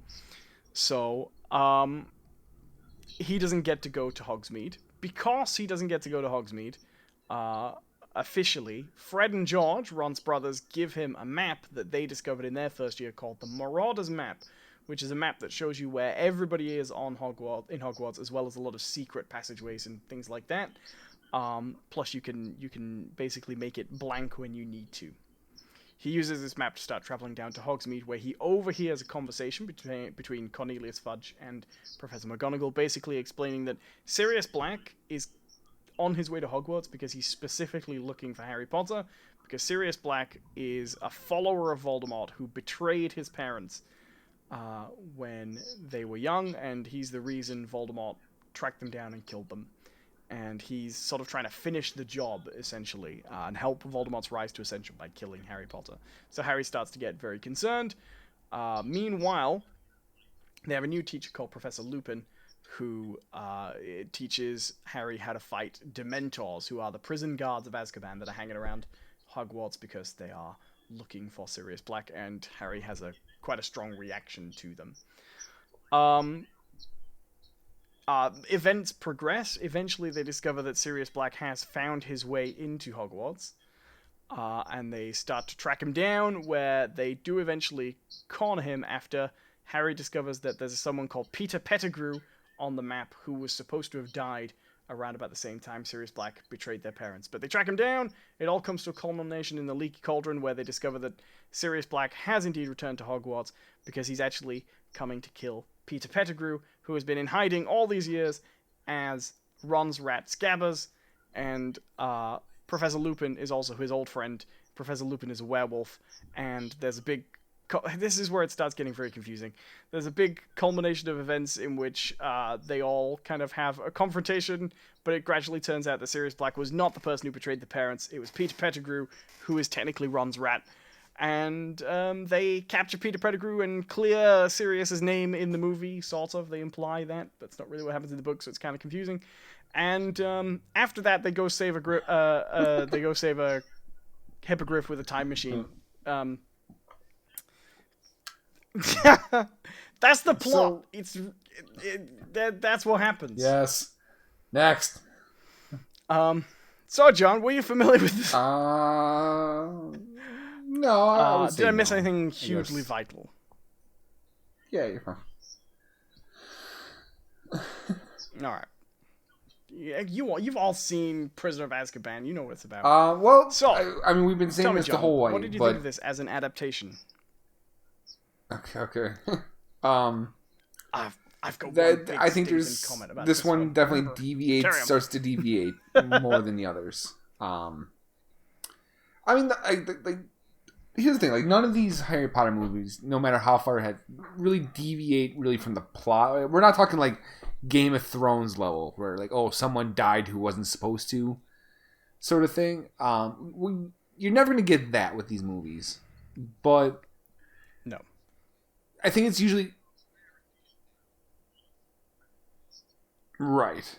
Well, this is one of those rare occasions where a lot I think when we're talking about variations, well. for me, the biggest one is always like what is like more heavily implied, right? Or like the tone of things. Right.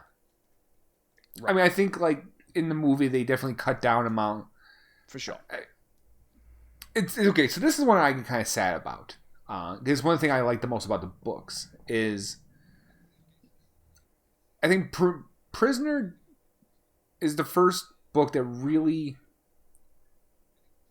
I don't want to say features, but includes like other students. Like, I mean, there's a big kind of long thing with what's her name, Lavender Brown and Pavel Patel. Yes. Mm-hmm. Yep. Those characters start to come to the fore a lot more and they kind of start showing up, really like even in the films. I don't think. Like well, I mean, this one, Cedric is supposed to be introduced in Prisoner, right? And he is not in the movie. Yeah. Maybe Robert Pattinson was busy or something, but yeah, I mean, there's a lot of stuff like that, right? Where it just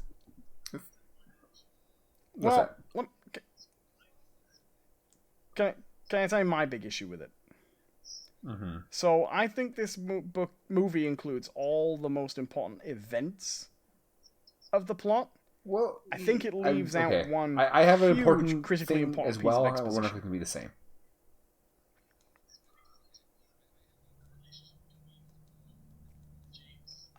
Right. This movie doesn't explain the relationship between Lupin, James, right, Scabbers, and Sirius, and it doesn't explain who made the Marauders map and why, and that's such a pivotally important part of this plot. Because like, I don't know why they cut it. I can't. I even mean, begin maybe to not like understand hugely why they significant in didn't terms include of like how these because events it's hugely play out, significant. but like I would say emotionally, yeah.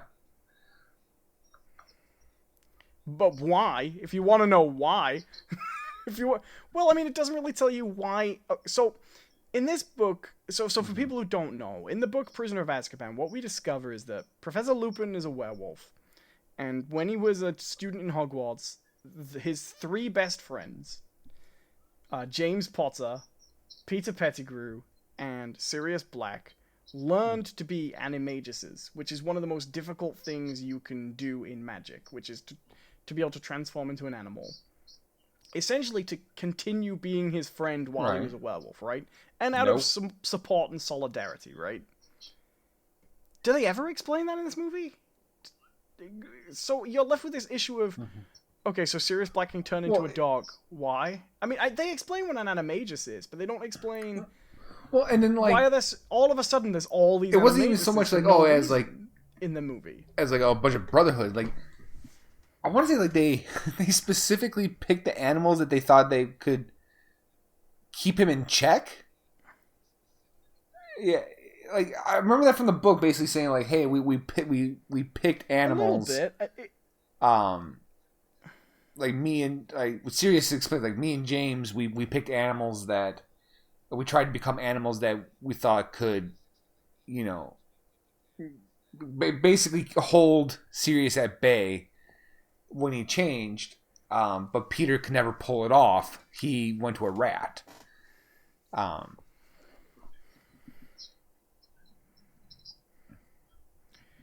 Right. And the story of Peter Pettigrew is not just a story of a guy who betrayed them. It's one of these four incredibly close friends who betrays them. Because they never explain that he's one of the group. He's one of the four friends. And the connection to the map. This is to me... This to me feels like it was made...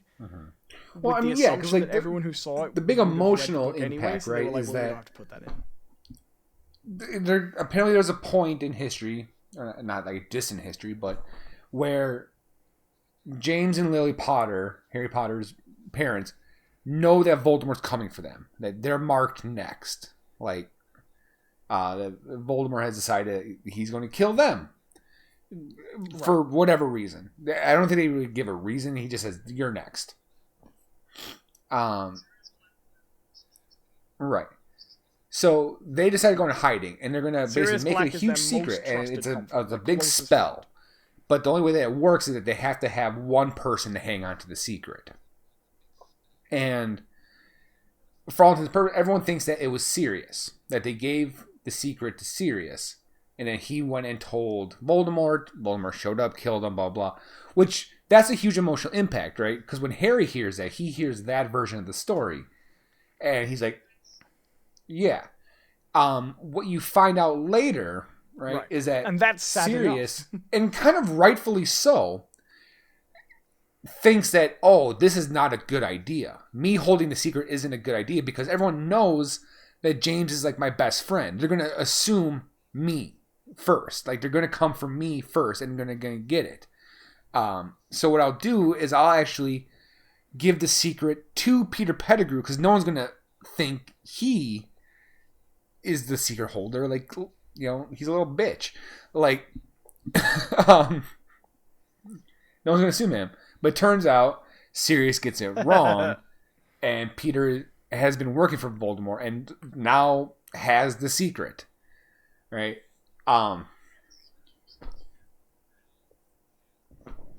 Right.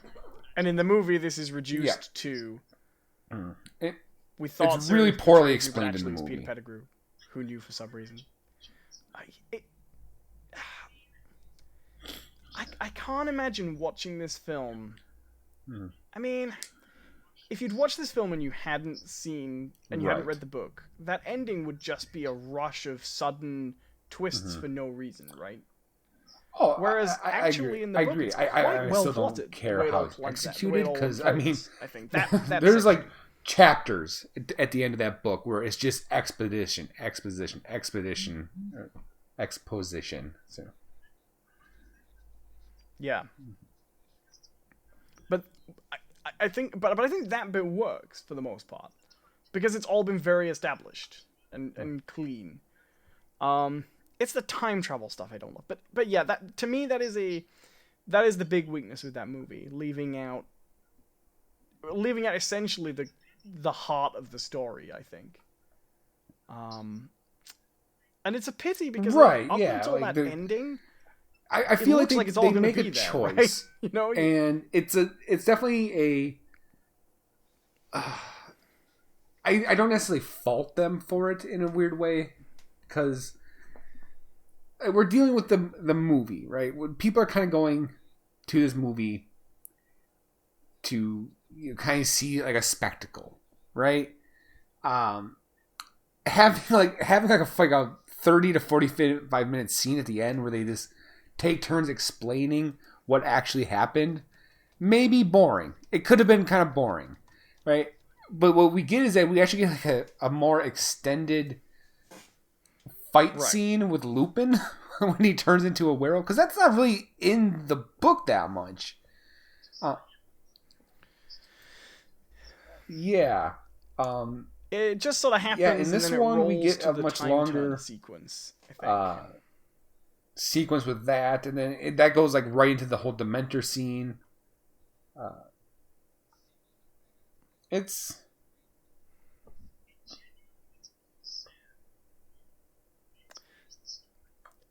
It genuinely makes me feel sad for people who've only experienced this story through the film. I think.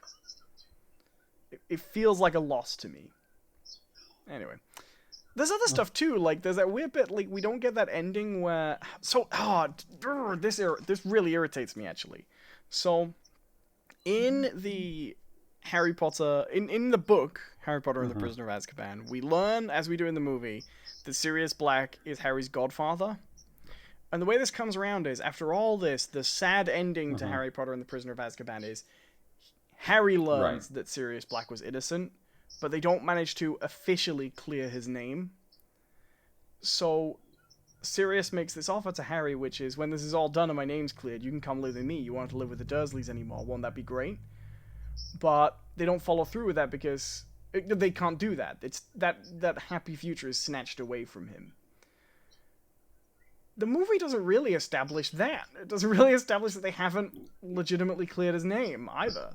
It sort of looks like they have, but then he doesn't go to live with them. So they also cut off the sort of the consent letter at the end, you know. Right. But you still have Hermione going, "What's this with it? With the broom?" It feels like pieces are missing. Here's like my big question, and I kind of have a question about this book as well. Like, why are they accepting that letter? Like, it's like for all anyone knows, except for Dumbledore, right? Who believes that Sirius is innocent. Right. All right. Well, shit. My murderous godfather says I can go.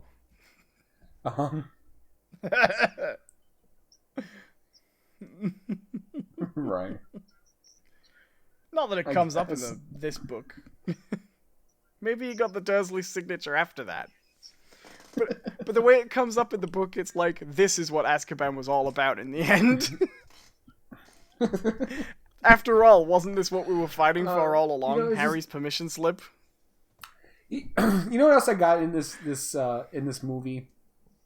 And I have watched Goblet of Fire as well. So I feel confirmed in saying this. I remember watching the movie for Azkaban, and I got this feeling way more than I got from reading the books. But it really comes through in the movie where it's like, oh, so this is where the fun ends. Like this movie kind of takes a weirdly serious turn, where like all like the little gags and jokes in it don't fit. Like they don't. And I don't think the book takes the same turn. I think the book leans towards more serious, but it doesn't take that immediate. Hey, everything's blue. It's now. weird. even Hermione's very pink sweater that she's wearing seems kind of gray. Yeah, just blue. Yeah. So, not to spoil things, by the way, but wait till you get to Half-Blood Prince. That is the... I will say this and only this about it. Have you ever tried watching a TV show with, like, eclipse glasses on? It's one of the darkest movies I've ever seen, and I don't mean the tone.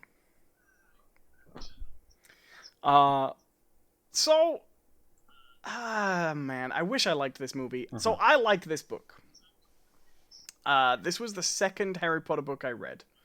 And for a long time, it was one of my favorites. My favorite these days is probably now Goblet of Fire as a book, but I still like this one a lot. I think it's really good, and I think it's very well plotted. And the only thing I don't like is I don't think the time turner thing works. It feels added on in the last minute just to resolve the Buckbeak plot. I don't like this film. Buckbeak plot. It's not easy, is it? I don't like this film. This is probably like I wish if it wasn't for the horrendous acting in the first one, this would be my least favorite of the three. But it is at least mostly for most of the time watchable. But whatever weaknesses are in the book, this one magnifies like 100-fold, I think. I think the time turner stuff comes across way worse in this one. They've got a new Dumbledore, the little but bit they don't want did to show throw me off, right? Too much in case it throws you off. I'm watching this, right? And I'm going to try to do my best impression of the differences between the two Dumbledores, okay? The Dumbledore in the first two movies is, okay. All right. In third one, he's like, listen up, you sons of bitches! I am Dumbledore, and you will fucking recognize me! It's like, whoa! Like, you got real intense, real fast, Dumble. Like,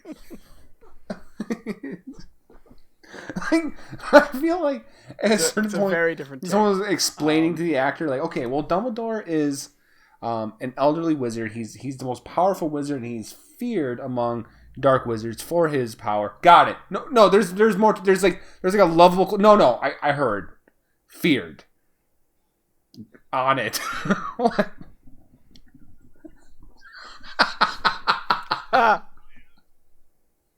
Comes in like fucking Walter White. I am the one who pocuses the hocuses.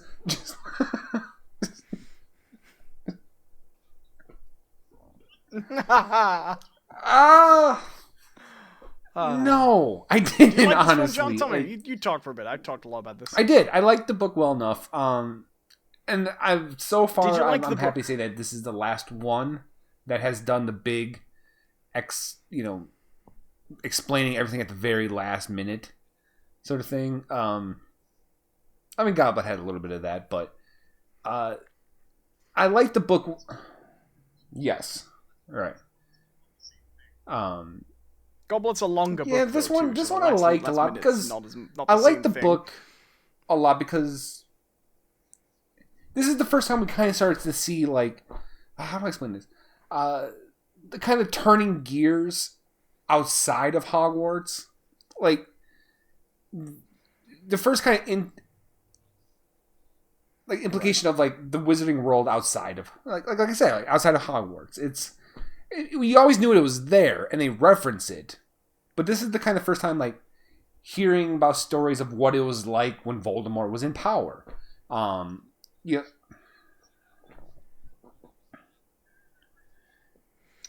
I actually quite like, it's not in the movie, but the very, very, very opening of the book when you can basically see Harry Potter, he's just crashed out listening to the news, trying to read between the lines in what the Muggle world interprets to be happening. Sort of. I think that's kind of a nice scene, you know? That is this one, isn't it? I think it is this one. It's, but yeah, like the idea of, okay, maybe I'm thinking James and Lily had to go into hiding, and they kind of organized this big, like, not conspiracy, but plot to keep them hidden, right? That's kind of a cool feeling to me. Like, it sucks, I guess, for them, but Like there's this kind of interesting idea of yeah, you're damn right. But their tragedy is like my the idea of like having to entertainment. smuggle someone and hide them from someone evil, and that everyone's trying to work together to like counteract Voldemort, but in like kind of small secret ways. It's not outright like a spy story, but it has some of those trappings to it. Mm-hmm. Do you know what I wish they'd done to get the Peter Pettigrew, the Animagus stuff in? Cut out the plot with Crookshanks. Because the Crookshanks plot in the book, the reason that's there is so that you don't ever forget that Ron's got a rat. That's the purpose of that plot in the book. Just to keep reminding you, just in little ways, by the way, do you remember Ron has a rat? Because it's important. And that's quite clever, right? Just put that in and you mention it. The books, they don't really... The Crookshanks thing in the movie comes up only like twice, right? But it takes up time. And so you're like, well, why does she have this cat now, right? Because the thing in the book is she's found this cat and it's this horrible fucking cat that nobody likes. But she's adopted it and it's her project is to try and redeem this fucking hideous atrocity of a cat. And there's no way this would be the inspiration, but have you seen like those like internet videos of that really weird looking cat? It has like the weird human eyes. And have you not seen these? And this guy like narrates like, that's a weird fucking cat. No. Like, Ma, come look at this cat. It's weird. I'll try to find those videos and show you later. But people who know what I'm talking about, that's exactly what I thought this cat looked like when I read it. Right. Mm-hmm. Right. And you get these hideous fucking cats. But in the movie, they don't have enough time to actually get to do that. So just cut that out, you know? Because the thing is, the running thing in this whole book is Ron and Hermione aren't getting along because of this cat. Right. The cat doesn't come up that often, so they're just not getting along in the movie. No reason. Yeah. And also, I mean, I could have just done without Buckbeak, to be honest. Like, I don't mind. It's a decent CGI animal for a little bit, and it's sort of sad when you think it's been killed, but I don't like time travel plots. Like this one, at the very least, as opposed to in other Prisoner, stuff, or not Prisoner, Chamber of Secrets, as opposed to that, they at least hint at what this is throughout the book. You know, with Hermione just showing up and like, whoa, where the hell did you come from? And no, I think they actually do it better in the movies. Yeah, they don't in the movies though. They don't in the movie very There was a few times where they don't even mention that she just appeared. Like she just joins in on the conversation, and then only after the conversation was over, like Ron will like make a comment to Harry. He'll go, "Hey, and when did Hermione get there?" You know, in the movie they do it much better, where like they actually use like the camera, where it's like, right. Mm-hmm. The fact that you don't need someone to comment on it, that works. I think. Do you know how I said about Chamber of Secrets? What it does with the diary is it includes the diary just enough that you don't miss the point. What this one does is it loses a lot of supporting context. I think another good example is Professor Trelawney, right? Mm-hmm. So they first go to see Professor Trelawney, and she predicts that Harry's gonna die, and it's this bad omen, the Grim, and everybody's really worried about it. But in the books, there's this immediate moment right afterwards where they go to Professor McGonagall's class, and she basically tells them, she predicts a student's death every year, and it never comes true. Right, because like, and I think without that, like, there's a really long-running plot of everything that comes in the book of Hermione and Trelawney kind of butting heads because Hermione thinks, she's right. Because she's crap at divination, and the teacher's useless. Well, that doesn't come until and Ron and Harry basically get through that crap class by making shit up. Because that's one of my favorite fucking bits in Goblet. Doesn't it? There's a bit where they I'm pretty sure that was. Yeah, but yeah, there's this long bit in remember Goblet, that, I think, though, where they where just they were they're just like, oh yeah, making up like horrible things to happen to them, and then like when they get like really good grades on, they're like, "Oh, that's not good because I said I was going to get decapitated." now I have to figure something else out.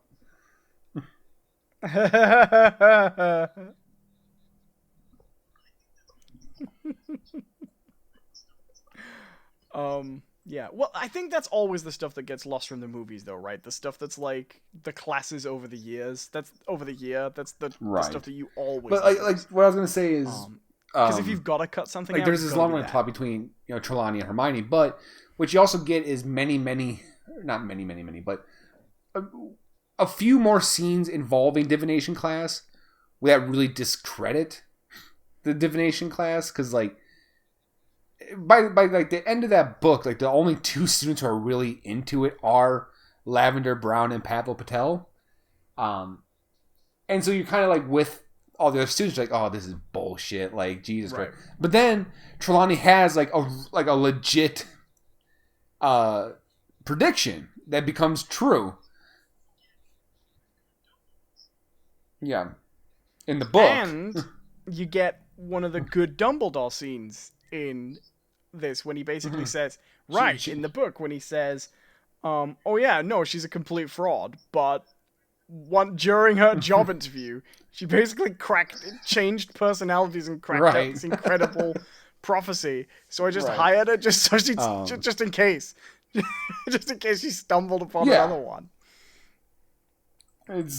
Which that's good, but yeah, you don't get that in the movie at all you get at a certain point is just no discredit to her. I think Emma Thompson plays her awesomely. Like, yeah. But, yeah, that's the thing. The performance is great. You get this moment where she has the same revelation. She's just not in enough. But you have there's no impact to it. Because, like, oh, okay, I guess she is legit. Because we don't have enough scenes leading up to it that suggest that she's not. Yeah. And I definitely think what we're starting to see here is the set design's getting really good, the casting's getting really good, the acting's getting really good, the budgets are getting higher, but the books are getting harder to fit into. It's only even going to get like worse. A 2-hour from here.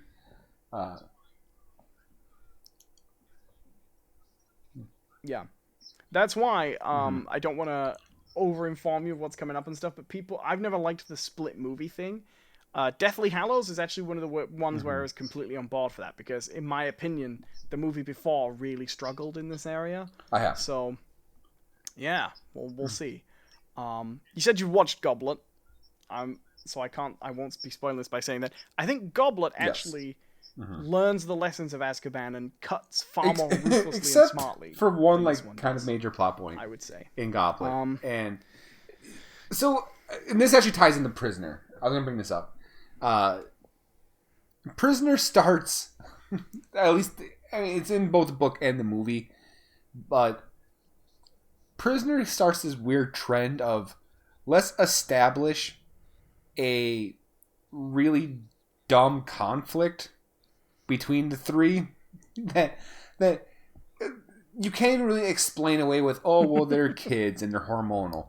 Like, no, these are like really dumb conflicts that they're having. Like, yeah, like, there's that. Are you talking about the house elf liberation? But not even so much that, right? Plot. In Prisoner, like, Ron is legit upset because Hermione's pet is trying to kill his. Like, that's a legit concern. And, like, all Hermione ever says about it is, well, he's a cat. Yeah! Like, that's we right, like this. I had the rat first, like, yeah. Stop the cat. If you want to go that route, like, maybe you shouldn't have got a cat knowing I owned a rat, huh? Like, that's really inconsiderate of you. Right. But they do include a little bit of that in Prisoner, and like you said, it's not. Yeah. It's a waste of time. In Goblet, there's even a dumber conflict between Harry and Ronald, where the conflict is straight up like Ronald thinks that Harry put his name in the goblet and he didn't. And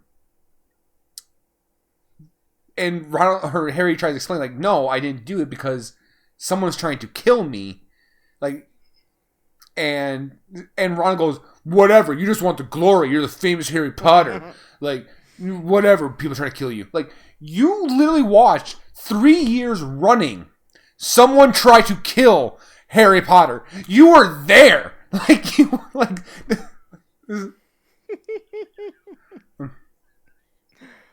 That's Oh yeah. I don't want to get ahead on Goblin Man. Yes, it does. Man, that ended into Goblin the book. But yeah, like, Actually, and it wasn't I think until that legitimately lands. Harry has to fight a goddamn dragon in Goblin, where Ron goes, "Oh yeah, man, I guess you have a point." Like, God, you're dull. Yeah. So I don't want to get ahead, but I promise I will have a lot of good things to say about both the book and the movie Goblin next week.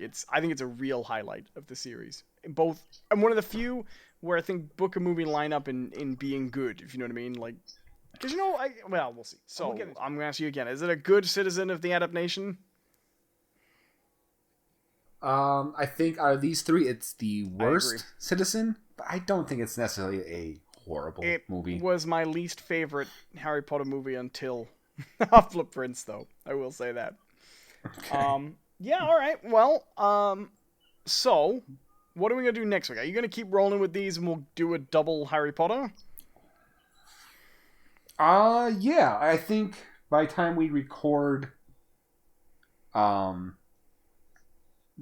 this again, I will have finished both the book and the movie for Order of the Phoenix, so we could probably do Goblet and Phoenix. And if you've done Half-Blood Prince, we'll see about Half-Blood Prince. I don't know how I get that done. I've been pretty busy, and my pace has slowed. Well, they have got quite a bit longer, haven't they? I think from Goblet of Fire, every one is one of those doorstop books. Yeah. Pretty readable then. So, just roughly on topic though. So you've now read how far into Order of the Phoenix? I don't want to spoil anything, but are you? I am not very far. I think I'm like 50 pages in. I think like, last honestly. time we talked about Harry Potter, you'd only read Chamber. Up to Chamber. How are you finding it so far? So you've done 2 more now, Prisoner and Goblet. How are you liking the series of books? So I mean, there's still some things I have issues with, and I try to like separate my issues of like my perceived issues with the author and like with the book. I think honestly there's a lot of weird like moments of J.K. Rowling trying to work out her own like issues with the book. You know what I mean? Like, because there's such a weird emphasis on like money in certain parts of this series. Of like especially dealing like with Ron and Harry. I think Rita Skeeter's the one that really comes through. Yeah. Yeah, and like I think I mentioned this during the podcast. Did I mention this in the podcast, or did I just offhanded comment to you? There's a real big issue with, and I don't mean that pun intended, but J.K. Rowling has a thing with like fat people. And a very like the first couple times I didn't really pay attention to it much, but then she really makes it a point to like really hammer home the fact that a character is big, whether it's bad or good. They will make sure that you know that this person is portly or pudgy or pigly or it's rotund, and very massive. Rarely is someone fat and nice. Right. Or, I mean, like I said, I think the only one that is described as being big and nice is Hagrid. He's not fat, is he? And even, no, he's not. He's just bad. Like, there's really no here, like, because that's one of the first thing they even make a point about, like, Peter Pettigrew. Like, when he appears, like, oh, and he was kind of a pasty, pudgy man. It's like, oh, immediately you introduce the next villain as being I guess fat. Neville is sort of fat, maybe? Well, no, he's just clumsy, I guess. No, you're right. It's a bit of a shame. Speaking as a fat person. Right. Like, I'm a big dude. It's just kind of like, man, like... It's one of those things where I always sort of feel like we're a bit past that now, you know? Mm-hmm. Right. And, like, okay, so there's another issue that comes up that I think is a real... It could have been a real empowering moment, but it comes off as a real shitty moment. So, I mean, we're done talking about the movies, right, at this point? We'll wrap up Okay, soon. so this happens in Goblet of... Yeah, we'll wrap it up. So this happens in Goblet of Fire. There's a big moment in the book involving this whole Tri-Wizard tournament, the Yule Ball. Right. So up to this point, they've also made a point to describe that Hermione has kind of like big teeth in the books. Like, she has like weird like buck teeth sort of thing. And she fixes them. Like, she like magically shrinks them.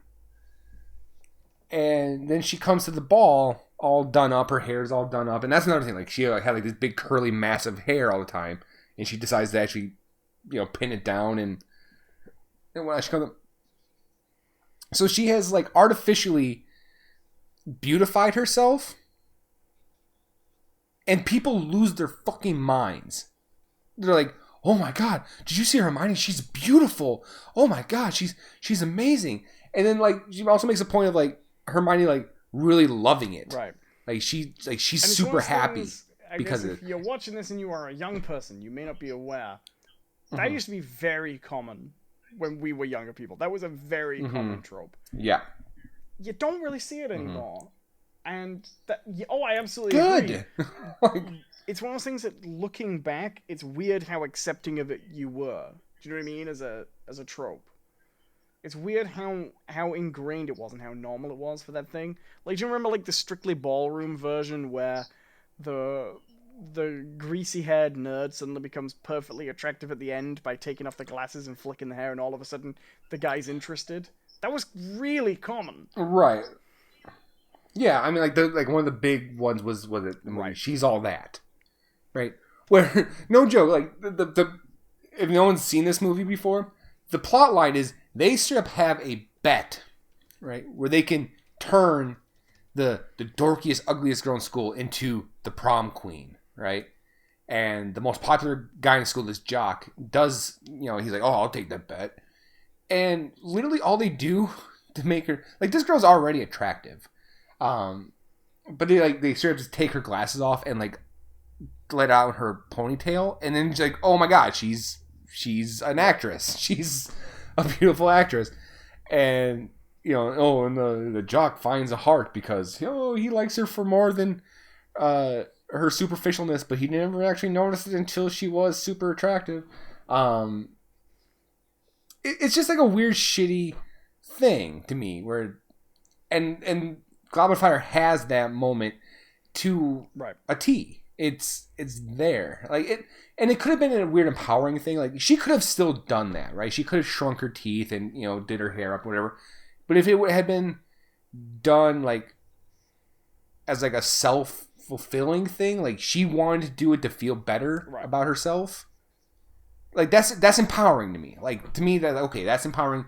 You chose to do these changes because it's going to make you feel better, but she does it and you don't see any of that in the book. It might be true, but there's none of that in the book. All you get are reactions from everyone else. It's also a weird thing too, because if having like big buck teeth is something most people don't consider attractive, not that I'm saying you should always change yourself based on how people are saying attractive, I'm just saying, right? And she's lived in the magical world for about 4 years now. I'm sure there are wizard dentists that she could have gone to like year 1, and they'd be like, oh yeah, well, you want them a little smaller? Done. You know what I mean?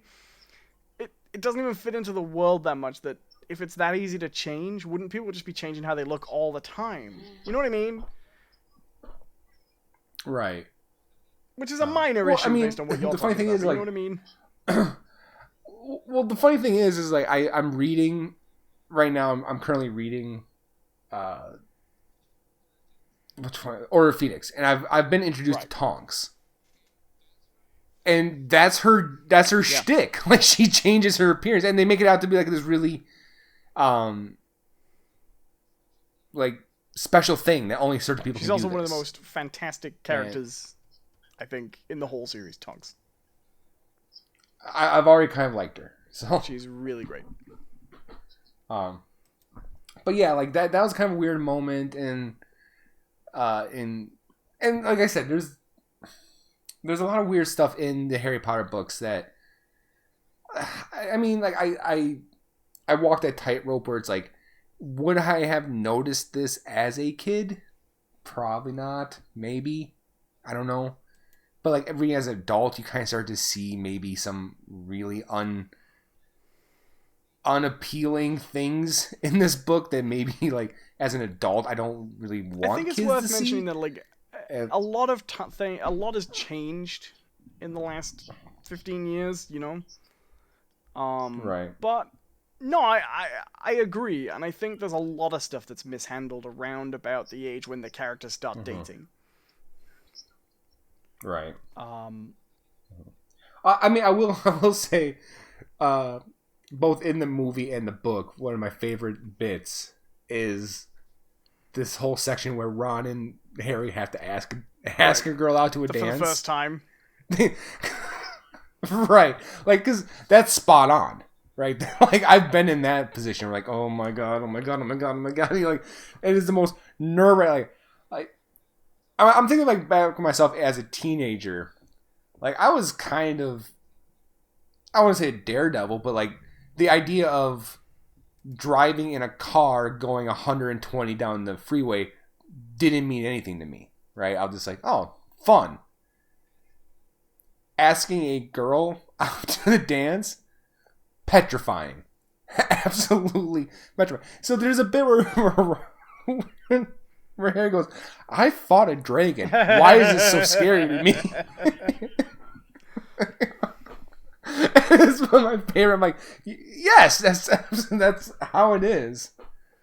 It's good. I'm very interested in seeing how you feel about certain things when we get onto Order of the Phoenix. And I think I'm very interested to see what you think of the Order of the Phoenix movie. So, in other words, let's wrap up with this. So next week we're going to do as many Harry Potter movies as you've seen. And hopefully that'll be entertaining to you guys too. So... Yeah. Well, next week will be our next normal episode, show, correct? 2 weeks from now. Yeah. Next episode. Yes, 2 weeks from now. Yeah. Well, I hope you've all had a lovely time. This was AdaptNation, the show where we talk about the adaptations from across the nation. You've been listening to me, Owen Adams, of course, and my good friend, Jonathan Cadot. Where can they find you around the internet? That's me. My good friend, Jonathan Cadot. Well, you can stay right here on this channel and check out some of the other stuff that we've released. We have our other weekly show, which is just called Those Aren't Biscuits, where we talk about some more recent pop culture things and just our general opinions about day-to-day life and, you know, some affirmations, and we got advice and, you know, that sort of stuff. It's a good time. It's a well-rounded show. If you go further, we have some gameplay videos of us playing. You have some gameplay of just me playing. Got vlogs on this channel. We run the gamut here. And you can find it all on this channel. Or you can follow me on Twitter, which is @JohnCPerson. That's awesome. And where can they find you my normally? YouTube channel, youtube.com/Owen Adams. All right. I think that's us pretty much done for the week. See ya, fellas. Have a good one.